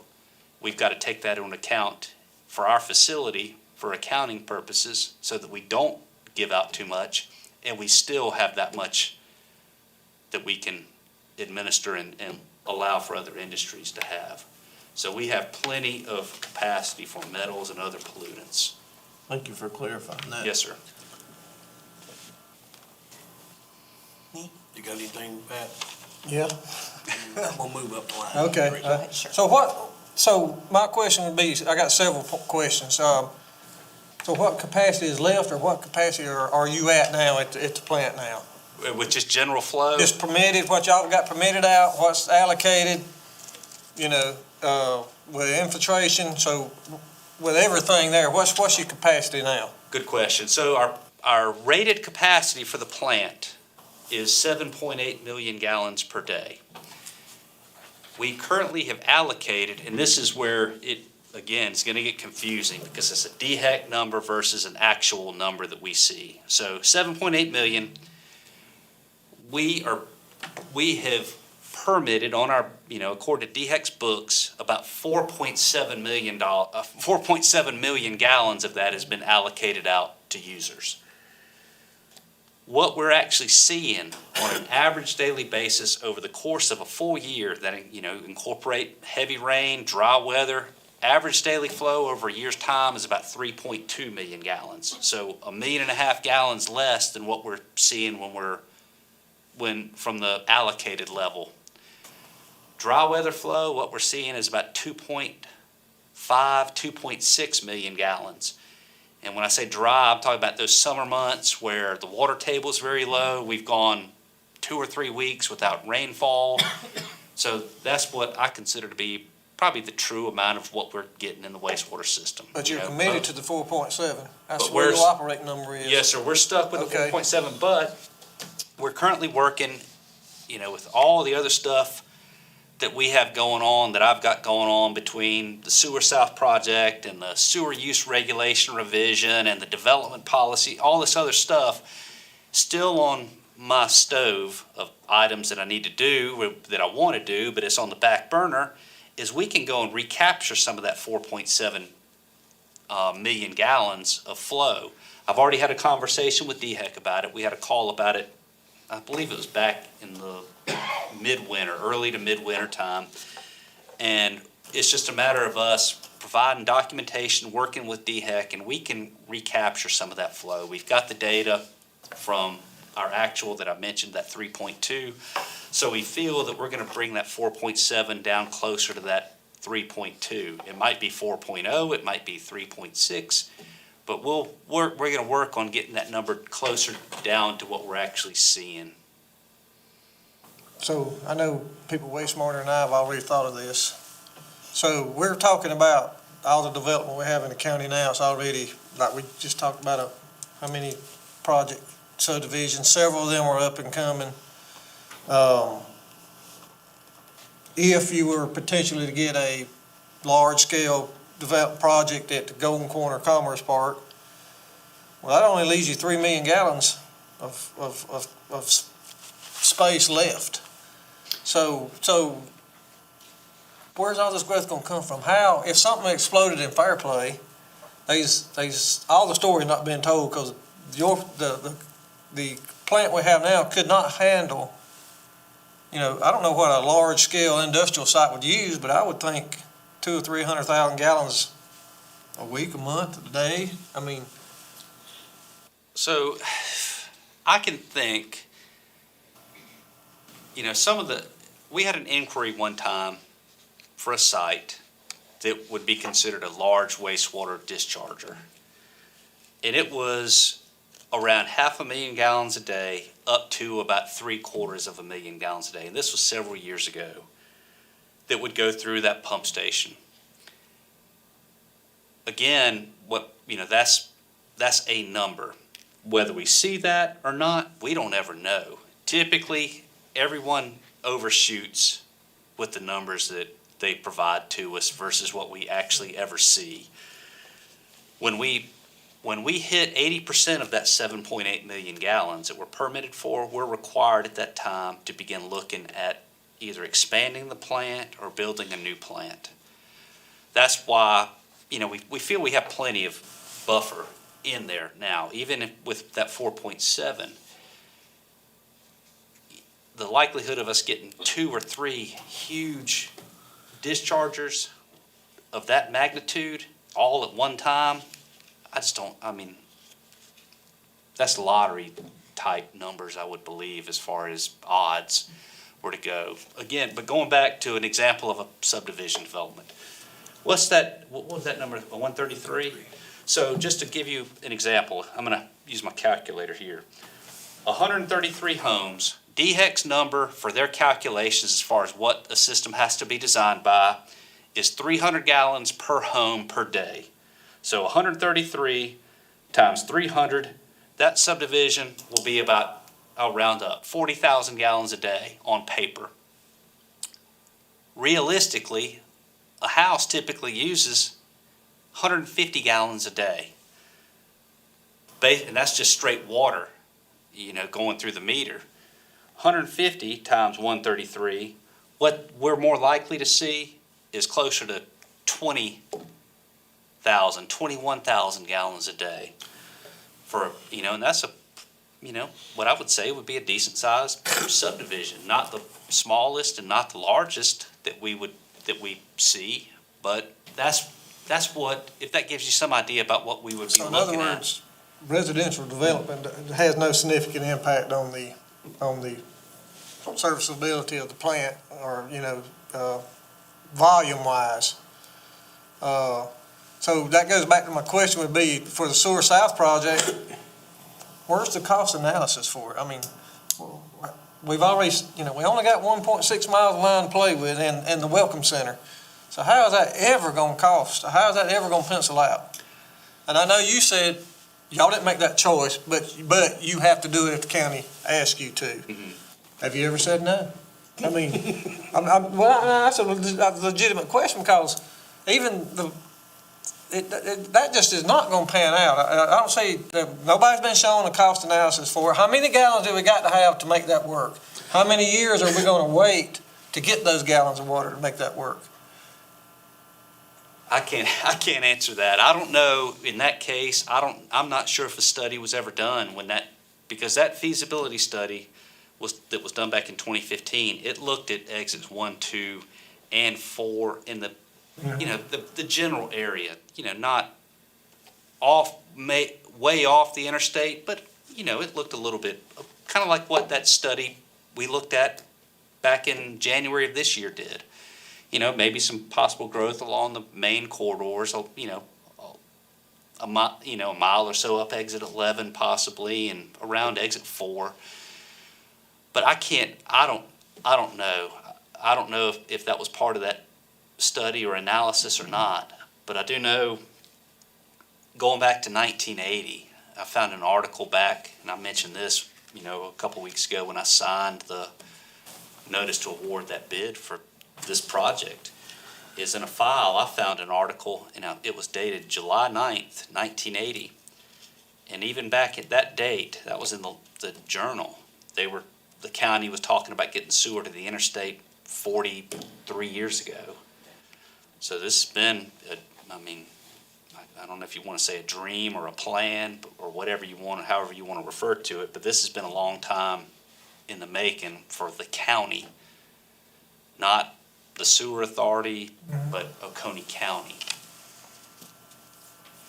Thank you. Yes, sir. Teresa. Back on slide 8, period of time to make OJRSA whole. What is that period of time? It's A year? There's a no, month? it just depends on how many of those customers that you would have that would, going back to Mr. Williams's question about, you get a large industry that comes down there. You get an industry that comes down there that's discharging 500,000 gallons of water a day. You've got a large discharger that's at a very close, small site, very little bit of pipe that it's impacting. That versus, what we've got now with, say, an empty field or a house with a bathroom there that's using that 150 gallons a day. It's all going to depend on what you're going to land there. A restaurant that uses a fair amount of water along the interstate, or a hotel versus a convenience store that might not use as much water. So it's very much dependent on what Does customers you have. OJRSA determine that period of time? No, the development determines that period of time. The only way we get involved with that is we provide the cost of what it takes to operate that system, and it's based on actual cost. Okay. And probably the last question, what are the 5 most requested areas for sewer in the county? Ooh, that's a good question. I would say, and let me go back to that first map I had. Can you see this one okay? If I point out to this and you look and you glance at your screen, would you be able to? Okay, so, and this is in no order. I'm just doing it kind of off the top of my head. But I would say that the triangle, or diamond, if you will, maybe from Newry to the eastern part of Seneca, over by the railroad bridge in Ingalls, down Shiloh Road, possibly to the airport, or where they're talking about that student development down that way, back up to Hartwell Village, and then Old Clemson Highway. That's probably the largest geographically speaking. Does that include 123? It does. Yeah. Oh, yes. I would say, I mean, toward, like, by the hospital, toward Richland and, no, No. that one would be separate. So that, the eastern part of the county would be one. The area between, even though I haven't gotten as many calls about it in the last few months, I would still have this one up there, is the area between Seneca and Walhalla along Blue Ridge around 28. on 28 would be one. The area that you're speaking of, which I would have to say again, geographically, I'm going to give you kind of a range. OITP is on Highway 11 right around this point. It doesn't go into the Richmond community, but it would encompass 123 from, say, I guess Walmart or Home Depot over to Highway 11 up to OITP. Okay. That area there that's third. Fourth would be around the interstate, exits 2 and 4. And fifth, which kind of came to me out of nowhere about a year ago, but the number of requests I've received has been,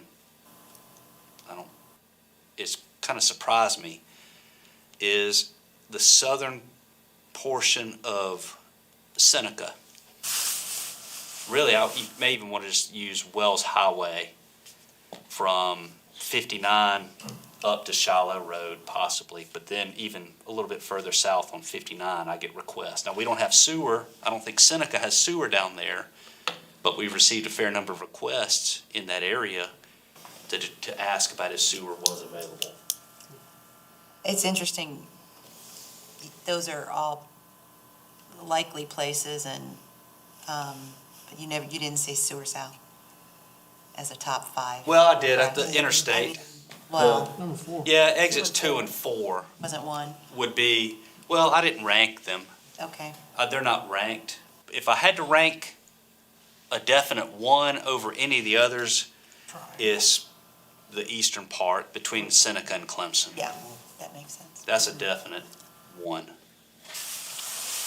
The others, it's strange. They kind of come in waves. Like I'll get a call, I'll get 5, 6, 8 calls in a month's time about the interstate. And then I may not get a call for 4 or 5 months about it. And all the calls will be in this area. And they just will go that way for whatever reason. But those would be the 5 areas, general areas I have the most requests for. Thank you. Gary? Okay, you've heard from me before, I mean, one of the main reasons you're here, Mr. Eliezer, is because we've been hearing from the public, too much growth, uncontrolled, even to the point of, too many mailboxes, too much traffic, things like that. So, what I'm wondering is, and it really would take a lot of detail to get to this, is that how does sewer control the amount of expansion and development? Okay, and I'm even thinking down to things that you think about, you might be one of the only ones that do think about, is that, okay, we've got an 8-inch line. We're gonna reach our capacity once this subdivision over here gets on it, and we're not gonna be able to say yes to the next group. Now, I think that's what the public wants to hear, is like, where is it gonna slow down? Where is it gonna stop? And we're not getting that kind of information. We don't know. So we do have some areas of our system that are in this predicament that you do mention, where we have very little capacity within the pipes itself. So I think that there may be some confusion at times, and of course, if there's ever any confusion, I blame myself because I didn't get the information across clearly. But when we speak of capacity and it gets put out in public, I think people often may think about the treatment plant doesn't have capacity. But in the treatment plant, as I mentioned earlier, has plenty of capacity. But we have portions of the system where the pipes or the pumps don't have capacity. So again, going to the area where I get the most requests, which is between Clemson and Seneca, between Ingalls, the railroad bridge at 123, and Wells Highway. We've got a pump station there that has been in place, it's been there for, for 40 years. And I believe there's been some work that's been done on it over the time, but it's now where it's not able to keep up. It's served its purpose, but we're not able to take large projects through that station. And an example of one is a potential, residential or apartment development whose flow would have to go through that station to get to the treatment plant. We can't get all the flow that they're wanting to get through it. And when I say it's not what we would consider to be a substantial amount of flow, I don't think it's 100,000 gallons a day or anything like that, but we don't even have the capacity to be able to convey that. So we're having to try to identify ways to allow the developments to happen and also upsize and improve our infrastructure because we're required to do so by that consent order. So, with that, it always typically, in this case here, it becomes a funding matter. Where do we find the money to do it? Well, the upsize that pump station along with the force main that it discharges to, they estimate maybe a $8, $9, $10 million project. Well, we can buy some time if we just replace the force main first, go from a 10-inch to a 16-inch pipe, and be able to accommodate, a couple of 100,000 gallons of flow that would allow some development to take place in that corridor. But the big fix, the 20-year fix, if you want to call it that, would be to do the pipe work and then also replace the pump station. So that, in tandem would really open that up beyond, 100, 200,000 gallons that just the pipe work itself would be able to handle. Who's gonna pay for that? That's what we're trying to figure out. Yeah. So Let's say someone decides, we really don't want to expand any further, let's just keep what we got. And and that's where, and we've had that debate. My board has had that debate. What do we do? It's been well documented about our financial situation over the years, and who does pay for that? So there was a talk about, what about just replacing it like for like? Well, that's an option. We've got to do it. We're under this consent order. We've got the pump station we're having substantial issues with. If we replace it like for like, is that a wise decision? It's not my call to make, but it's certainly within my responsibilities of my role with the organization to point out that you replace it like for like. Say that to upsize it to what all we need is $10 million. Say replacing it like for like, maybe $6 million. Is it worth that extra $4 million to be able to serve that area for 20 years? Or do we want to shut that area down for 20 years and replace it without the ability to convey more wastewater? And that absolutely is a discussion that my board has made, and has had over the years. Now, I think that from what we understand, that a developer is willing and has expressed interest in helping us to pay for that work to be done. Of course, his project would have to go through it. It would be necessary for him to be able to move forward with building his development. And, he realizes that, my board realizes that. But, that's not something, and that goes back to what I talked about earlier, is the development, all the way down to impact fees, that my board has taken the position that the growth pays for the growth, that they don't want to put that burden on the existing customers that we have. Now, how the county feels about that, I don't know, but that's the position my board has taken. And that's why, we do charge an impact fee for all new, any new connection, be it residential, industrial, commercial. They all pay an impact fee when they connect. It's that one-time fee. But I'm not sure if that addresses your question or not, Mr. Garland. But I mean, let's use as an example, we've read in the paper where a developer that's over in Pickens County wants to maybe do something up in Oconee County on 123. And he's saying, hey, I realize I may have to put some money into extension with a sewer. I don't know enough about it to figure out what he's talking about. Nobody else does either. Maybe you do. What are these developers talking about? Oh, I can help with sewer. Do they have enough information to know how much they're talking about a cost? Or are they coming and saying something like, well, it's a $10 million project, I think I could give you $3 million, and, throw something out there, try to get other people to buy in for the other $7 million. You see what I'm saying? I do. I don't know what's going on, and I wish I did. And in Greenville County, I'm not sure how they handle those issues up there. I do know that it is, as I mentioned earlier, the standard in what we do for the developer to pay for whatever it takes to service their project. Whether, there may be incentives. To my knowledge, we haven't incentivized any such development to pay for a line extension. We don't tax property. All the revenue we receive from those upfront fees, the impact fees that are restricted to how they can be used, as well as the usage fees that are the ones we gather per month. We have no debt. You know, we just have not, we have refused to provide extensions, at least in my time there. They've all been funded by somebody else, you know, an example being Sewer South. That, you know, the sewer authority isn't paying for that extension. Can you shine any light on what I'm talking about at 123?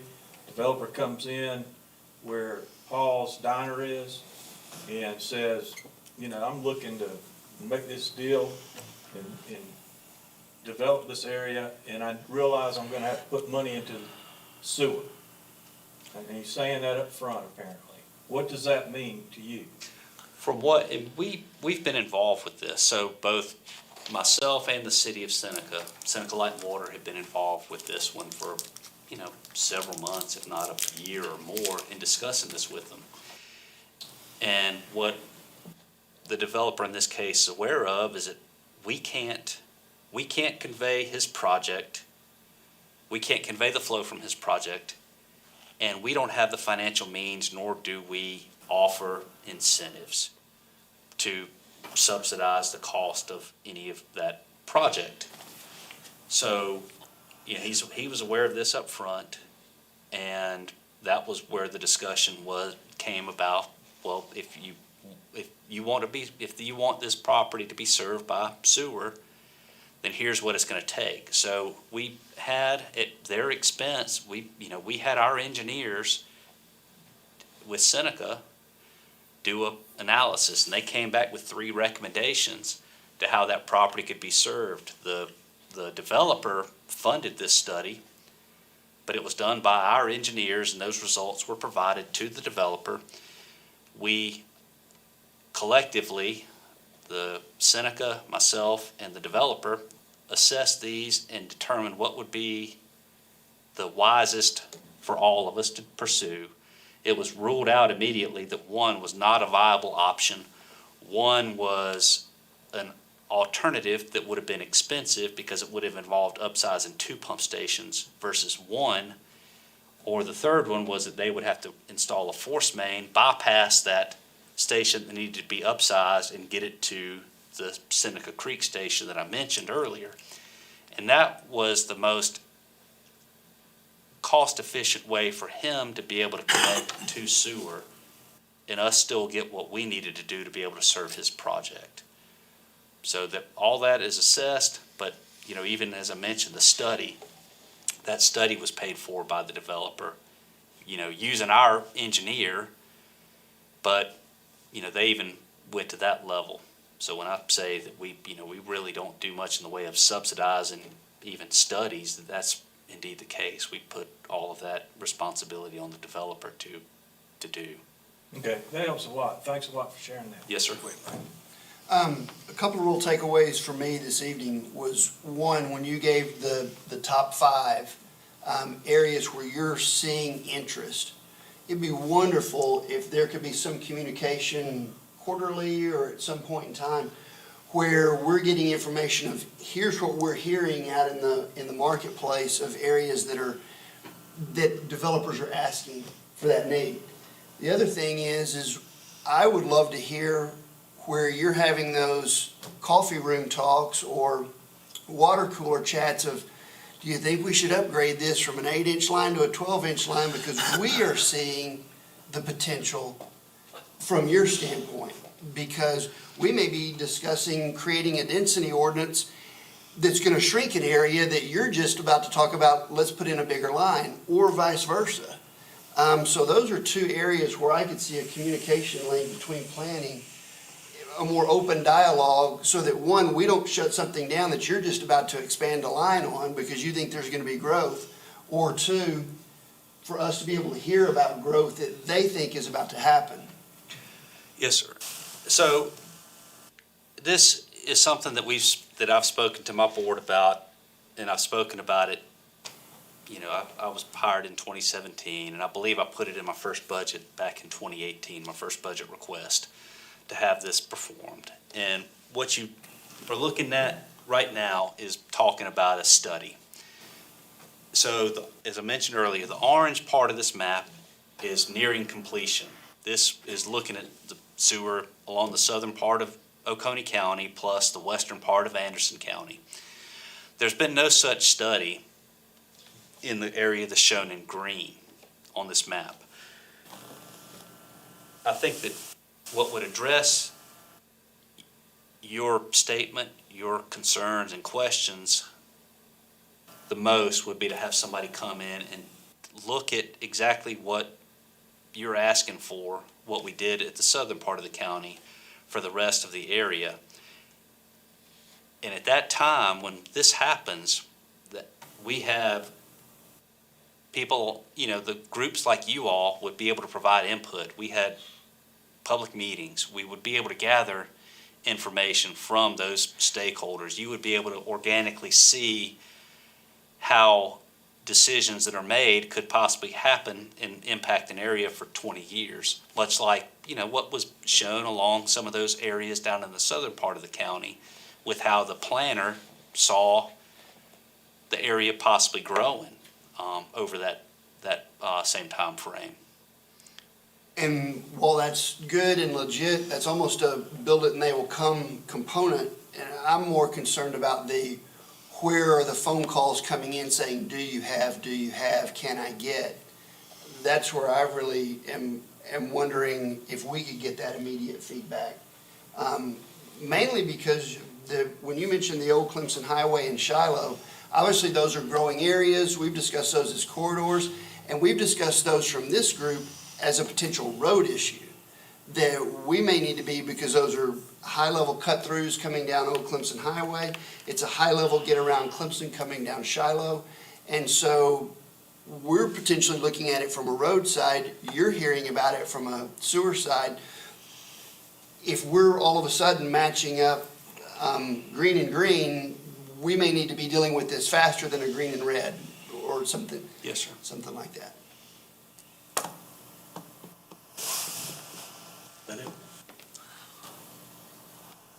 I don't have anything. I asked all mine before. You were talking about the pump station there at, what was it, Wells Highway. Wells Highway. I lost it, Yes, but sir. that thing, I know that has been there probably right at 50 years. Because they had the OJT thing where you could go, and I worked at that thing, and it was bad. Needed replaced back then, or at least I thought. So, it's been there a while. If there's not anything else, Well, yeah, I got one more, I don't want to drag us out. go ahead. The orange area where you said is nearly complete. And I know y'all work at the will of the county and whatnot, but do you ever just throw caution in there and say, listen, guys, maybe the community is not for this? Because I think the county looks at development, growth, tax revenue, but constituents, community people, I don't know that there's a willingness there to receive that in that area. So, and like I say, again, I understand your position as just an employee at the authority, but does that ever come up with your board? Does it ever come up, can you say, hey, does that community want that? Do they want to be, because we know if you put sewer, you're gonna have subdivisions, or Yes, you're sir. gonna have commercial growth, you're gonna have a big new truck stop, you're going, if you put it there, it's gonna happen. But the taxpayers, the community, the residences, maybe just didn't have that flavor or that taste for that. Does that ever, I'm doing this again from an agriculture standpoint, and I know the agriculture community just not real crazy about Sewer South. I understand. You Yes, sir, I do. And that, again, from my board, and hopefully I know I can speak for the board chair, and I would say most, if not all of the board members, is that if sewer's not wanted in an area, or if it is wanted in an area, at the end of the day, again, it's not our I place to understand make that, that yeah, it's not your determination. call, yeah. It's, Yeah. we kind of point and push back and say, again, it's the people, the decision makers that are sitting in the seats here in that, in this particular area, that ultimately need to be the ones that tell us we do want this to happen down there, or we don't want that to happen. Now, I started here in, again, March of 2017. And way back when I started, the county with Oconee Economic Alliance, they were working, this was kind of their project, was Sewer South. That's whose name you'll see on the study, is not ours, it's Oconee Economic Alliance.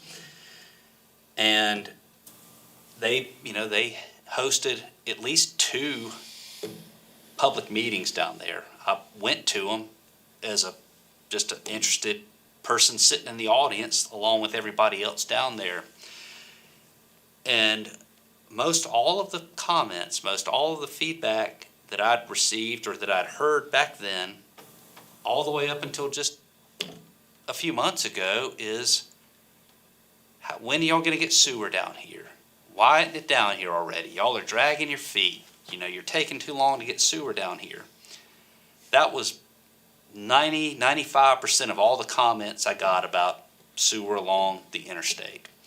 It wasn't until the last couple of months that I had received the comments that it came out at a couple of the meetings ago, where there was a substantial contingent of people that were opposed to it, such as that.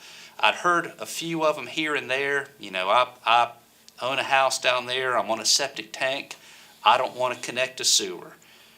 Am I going to have to connect? I heard a few of those that didn't want to connect to sewer, but never in mass. All the masses that, that was those public meetings. I went down and spoke at a church down there a year and a half ago, maybe. And those that were in attendance there, and I don't know how many there were, but there were representatives from the county there at that time. They were, again, how long till it's down here? We're ready for sewer down here. So the feedback that I've gotten about the opposition to sewer down there is new, fairly new to me in bulk. Again, I had a couple here and there that didn't want it for, their house, but nothing for anything of any substantial size for a property. But, again, that's where I've got to say that we don't want to drive where the sewer does and doesn't go. We don't feel that's our role. Thank you. Our board's not elected, they're appointed. Right.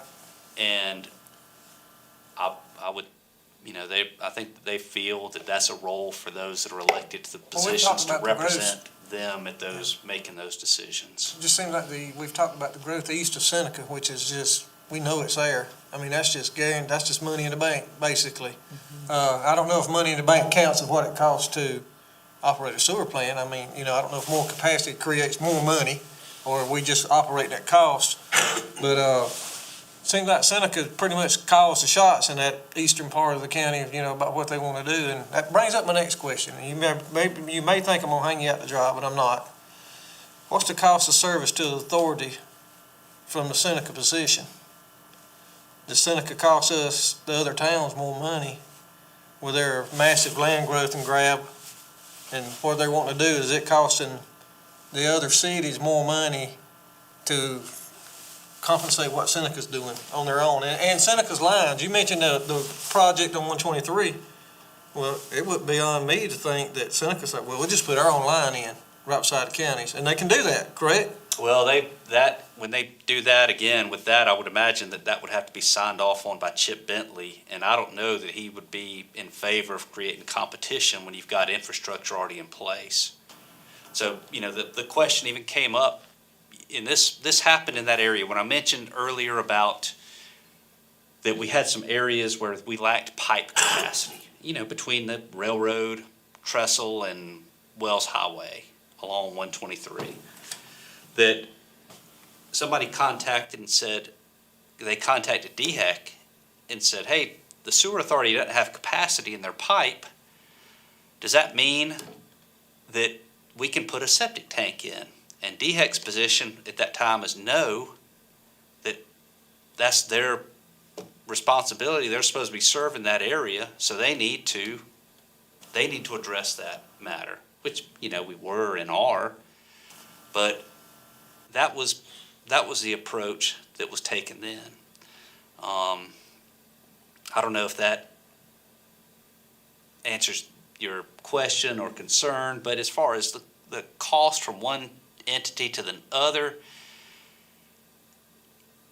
there hadn't been, you know, there's been some subdivisions that have been put in, you know, a couple along Wells Highway in the last, you know, couple of years that you could say would be extensions of Seneca's system. But there's also, you know, currently one that's going on Westminster system, off of Mountain Road.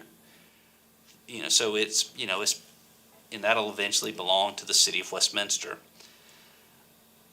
So as far as what we're doing to expand or extend our system with costs that would, you know, would be split out from one to the other, I wouldn't be able to answer that.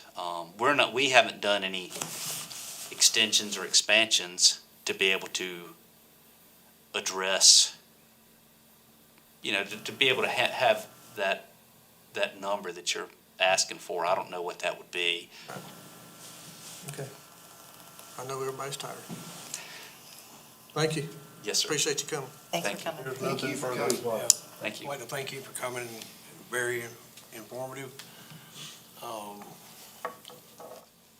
Anything else before? Just that we want to make sure that we thank your wife and kids for keeping you so long. I'll do that right there. They might be home watching. But yes, sir. And at the request, I'll stick around for a few moments because I know that there was another item that you guys may have had some questions about as well. So I will be here. Chairman, Go ahead. before we continue with item number 9,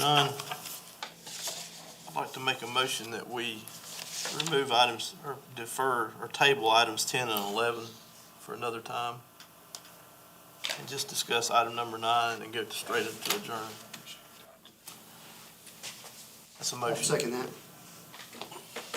Any discussion? All those in favor? Okay, Mr. Markovich, I'll be very brief. you got 2 seconds. No, I'm kidding.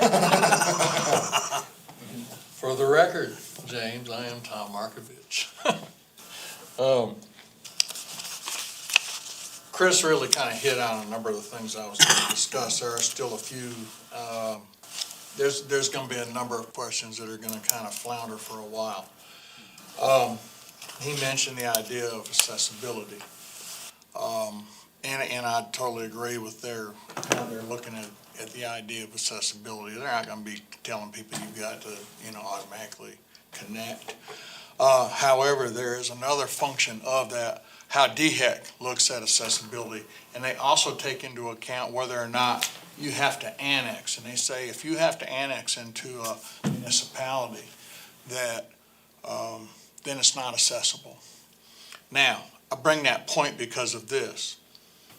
Not for sewer, but because of water. In most of the municipalities, even if you're not in the municipality, you have to sign an agreement that you automatically will accept annexation in order to get the water, which effectively, now their lawyers are gonna argue a different argument. I know what they're gonna argue.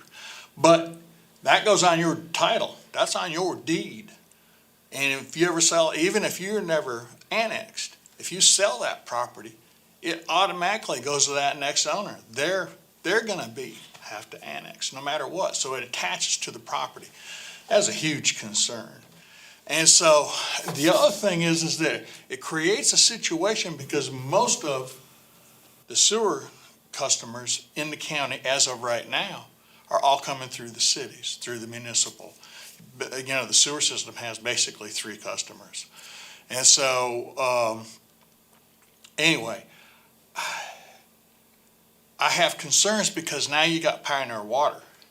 So you're gonna have 2 different classes of customer. You got customers that may have to deal with annexation, that sort of thing, if they're living in or around a city. And then you've got the people who are on Pioneer that aren't affiliated with the city at all. And so, and whether or not that accessibility question comes into play becomes a real serious legal issue. Now, the next thing that becomes a concern, y'all are talking about how the systems get expanded. For the most part, developers are the ones who expand the system. In other words, there's already a gravity line in a particular area. I might be a mile away, but I got a project I want to do. I'm going to have to put all the sewer into that project, and I'm going to have to connect that to that line. Developer pays for that. Now, in most cases, in the municipalities, we end up deeding that over to the city. It becomes a city property. I don't know what's going to happen in the county because that's on Pioneer water. It might be on Wells. But I don't know if all of a sudden I want to do sewer. It opens up a whole new question of who's going to end up owning that sewer. Does the developer keep it? Is he going to own it? Is he going to, there's a whole new thing going on, and I'm going to have an opportunity, we'll take the time to sit down with Chris at some point, because it looks like they've already thought through the idea. One of my other questions was somebody who is right there on the sewer line, but they want to stay on their well. Well, it sounds like they've come up with a mechanism for a flat fee. That's a good thing. I think that's reasonable. But I think when it comes to who's going to end up owning some of these sewer systems, or sewer extensions that are out in the county, that's a whole nother thing unto itself. Most of the developers I know, I knew the guy who developed Kiwi Key very, very well. We were very good friends. And I asked him one time when he was developing Kiwi Key, I said, what was the first thing you had to figure out? He said, how to get rid of it. How are you going to get rid of the sewer system? How are you going to get rid of the roads? How are you going to, he said, that's the first thing you got to be able to figure out. What's your exit strategy? And so for any developer, that's what they're going to be looking for is, yeah, you can go in and develop a piece of property. There's sewer out there. You may be able to get the densities you need, but then you got to start looking at, okay, so how am I going to disconnect from this? How am I going to exit when I get this property all developed? So these are just some other things that are going to have to get figured out at some point. Thank you. All I got right now. All right. I will open the floor up for discussion regarding the Oconee County Ordinance, Chapter 34-143, use of public sewer. Next. All right, so the county has an ordinance. The Oconee Joint Regional Sewer Authority has a set of rules that they copied from, I don't know if I say our same ordinance. I don't know if it's an earlier version and there are already differences or not, but, so we have two, what I would say, redundant documents trying to regulate sewer in the county. That's really what I want to understand is, are they redundant documents? If they are 100% redundant, then I think we should move towards superseding our Chapter 34 to the Sewer Authority's document. That way, when they go, they're going to make extensive changes over the next few months, years, because of all the questions that have come up associated with Sewer South. And if we don't either supersede ours or or we're going to have to keep them up relative to their document. We're going to have to change while they change, which is an expense. So I guess my question is, do we supersede it? Do we keep it and change it? What is our reason for keeping it? What's the lawyer's input? I think we need the lawyer's input. James, didn't you have something related to this? I did. So, Chapter 34, Article 4, specifically addresses this. This is the highlighted portion that I pulled out just for you guys. And basically, this is the responsibilities formerly carried out by the Oconee County Sewer Commission, which are now discharged by the Oconee Joint Regional Sewer Authority as the successors to the commission. So this specifically took the responsibilities that the county was doing when they were operating the sewer system and gave them to the OJRSA when it was. If you want to do more extensively, you could recommend the county attorney review chapter 34 to look at any omissions, changes, updates that need to be made to that chapter. That send something directly to council if you prefer to do that, but I think the recommendation of council would be to give it to the attorney either way. So if you want to do something about it, my recommendation would be to send it to the attorney first. Or as it's stated here, it is already, the responsibilities are discharged by the OJRSA. So, okay, so we have a clause up front that says, we don't use this ordinance, basically what it's saying. But yet the ordinance, it still has all the writing in it, and so the public reads it and they go, well, what about this rule? What about this rule? It's confusing. And I would assume that there was some rationale for leaving it in. And my question is that something that the lawyer needs to determine? Because if it is, then I'll make a motion that we send this ordinance to the lawyer for him to assess needed changes relative to omission. and omissions. I'll second that. Any further discussion? I got a question for Mr. Markovich. Go ahead. Your questions or your comments was about this ordinance, but you mostly mentioned freshwater. And then, of course, the annexation part of it. So where does the sewer part of that come in? Or, Well, the other thing is this, because as in your development ordinance, when somebody subdivides property, they're within 1,000 feet of a water line, you have to connect. right, All right, and then it says in general that if you are relatively accessible to a sewer line, you have to connect to that. I get concerned because of how it's going to, again, it comes into this whole issue of annexation and whether or not they can force that. But then I get concerned about how these certain systems are gonna, the sewer system, I mean, who's gonna end up owning that thing? I can assure you, just because all of a sudden we decide, let's say we're in the Fairplay area, and we're gonna run a gravity line down and attach into the gravity line that the county owns, just because we're attaching to the county line, doesn't mean that the county is gonna accept it as theirs and take on that maintenance like a city does. The city automatically, when we go in there and have to attach to a city sewer line, they're gonna accept it. And now, we get that worked out before we actually do it, but they will accept, it's all part of the process. so most municipalities uses water, fresh water as a mechanism to annex. Yeah, they can use it to force an annexation. Right. Because there's generally, you can either vote to be annexed in if you've got the density and the number of acres to do it, or the city can choose to do an annexation by connecting properties as long as they're not going down a highway, that sort of thing. There's a lot of different mechanisms. But if all of a sudden you've signed away your rights to automatically allow an annexation, you may not even be connected, but later on, they could come back and say, hey, you gave us the right, you can be annexed, and that's a concern. To me, it's a concern. As a business person, I've always wanted my office, it's in the county, it will always be in the county, because I don't want to have to pay city taxes for all the business. I don't do business in the city. So I do business in the county, why should I pay the city taxes on? Anyway, that's part of that thing. Dave? I'm having trouble following all your logic. So let's take a specific example. Right, Going out 59. Yeah.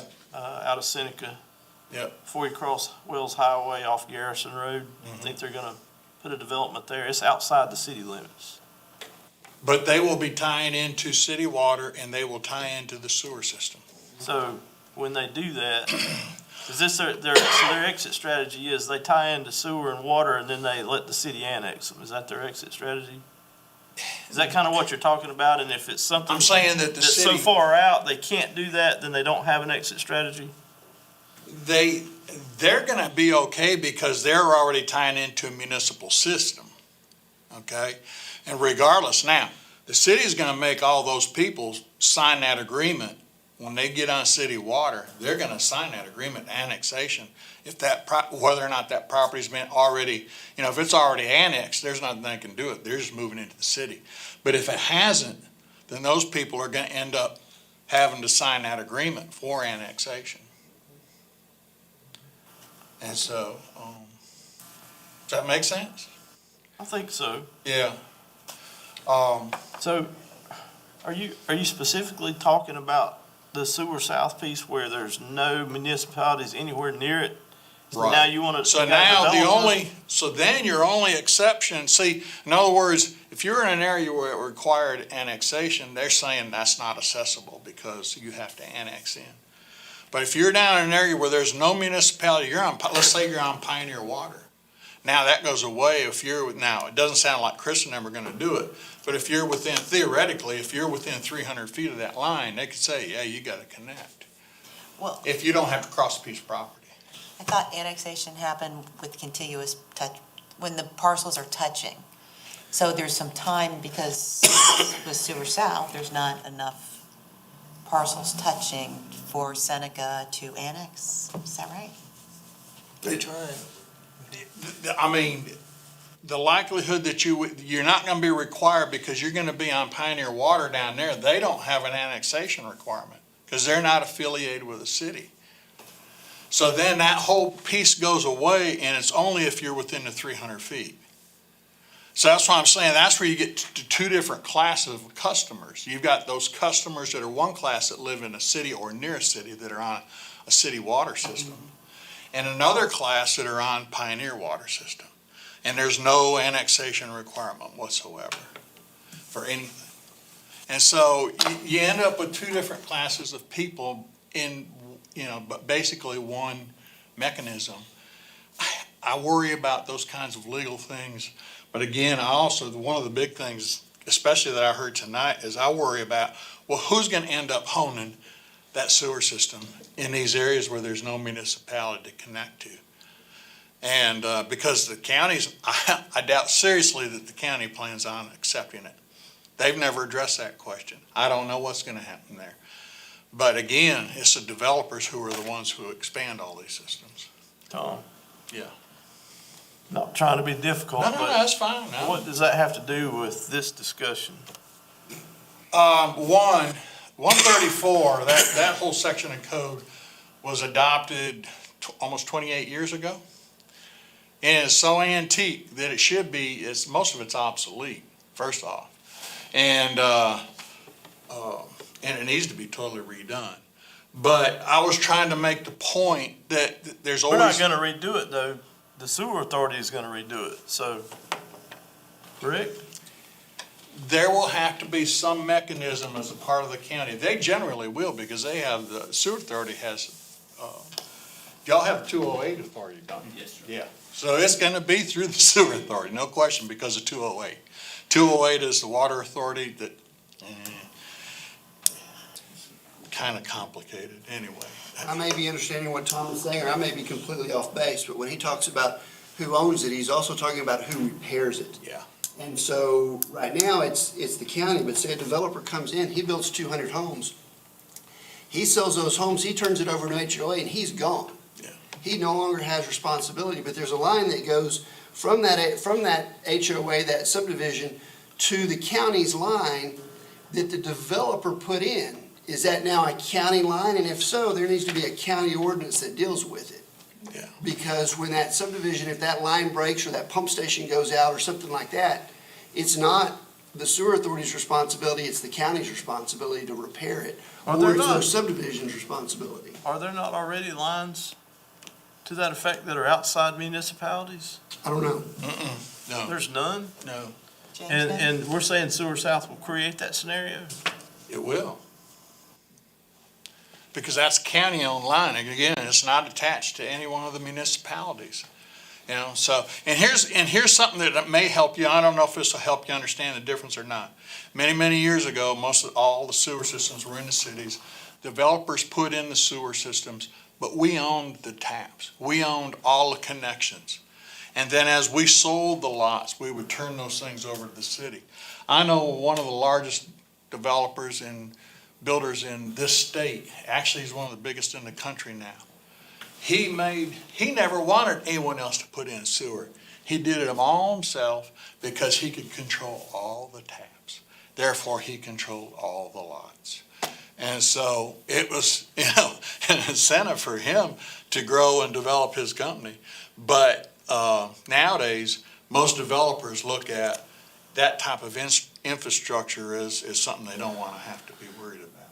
They need to get rid of it and let somebody else worry about the maintenance So would a of it. recommendation be that Mr. Eleazar benchmark other counties to see what they do in I that think situation? we need to figure out some way that, I don't know who will end up owning these systems when a developer develops a piece of property.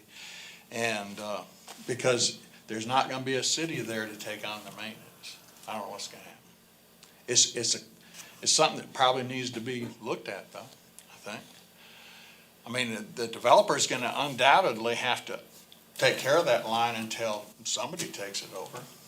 Well, possible good news out of all that is maybe that's a de-incentive for people to develop along sewer outside the municipalities. I don't know. We're gonna have to figure out how to put industry on it. Yeah.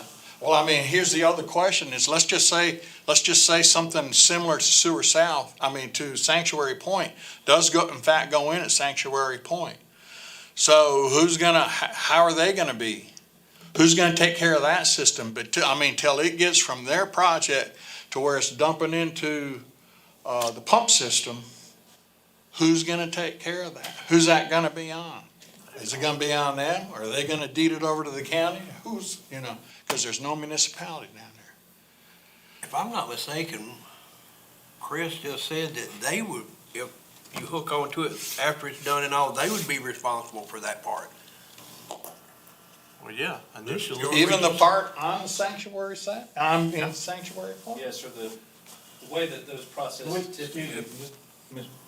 If you would come up, even though we got mics everywhere, it's better, we can hear you better up here. The way those processes almost always work, I'm not familiar with any that have not worked this way.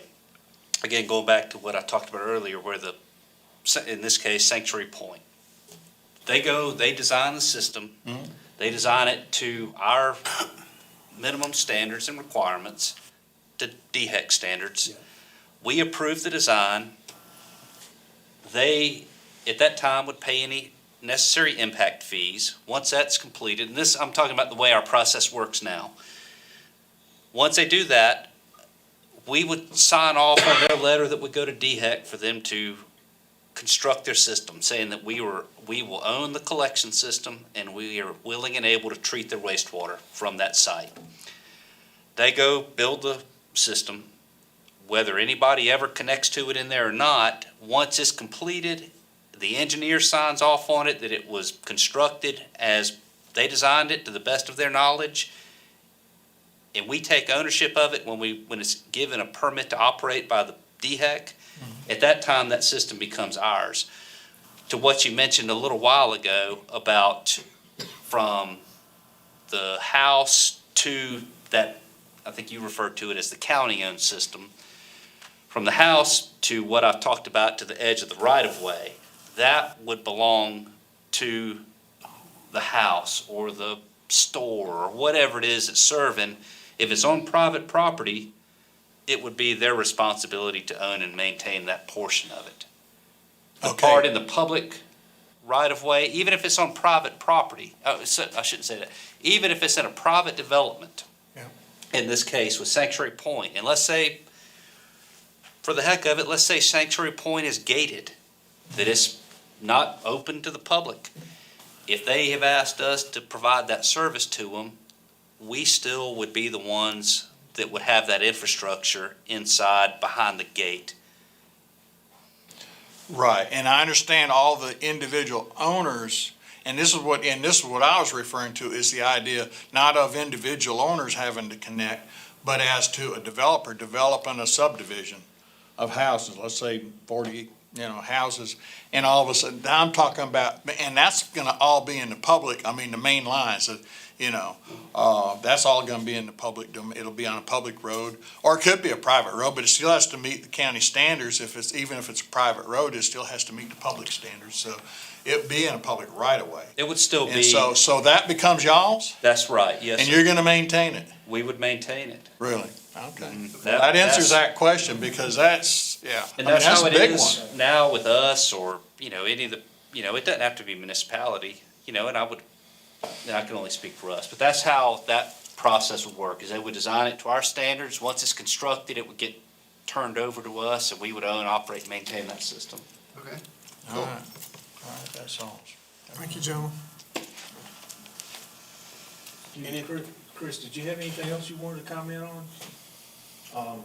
If you have any other light to shine, please use the time now to tell us. I don't. I think this has been a great conversation. I think I've overwhelmed myself with all of the stuff I've had to say, and hopefully I haven't confused anybody, but I really appreciate you all having me here. I really do. And I'm hoping that, if nothing else, I'm hoping that you have that you feel comfortable enough to reach out to me outside of this type setting with any question that you may have, whether it's, you heard something about possibly the metals that we can't accept, or, anything like that. You'd be able to reach me by email or phone or however that may be. So again, I appreciate your time tonight. And thank you for what you guys do. Again, what I do here really is, you guys are what I'm here to serve, is you all and the ones that make these decisions, both in the county and in the cities that we serve. So thank you. Thank you. Thank you. So we've got a motion. Yeah, Can you we state got a that motion. motion again Yeah. that I seconded? We already voted to remove 10 and 11. No, we made, It was to a send it motion to was the made attorney. to Oh. take and potentially send this to the attorney Right. and potentially omit it and defer to their system or to revise it. Yes, I'm sorry. Agree, that's the We'll send motion. it to the attorney and let You him agree? look at it and see That what that's needs the to be motion. The done. motion to some Well degree said. that was seconded. I think he said it better. We did. Well done. All right, second, do we second? All right, so Yeah, we've got a I motion and second. Any other discussion? All those in favor? Opposed? All right, so I need a motion to adjourn. So moved. All those in favor? All right.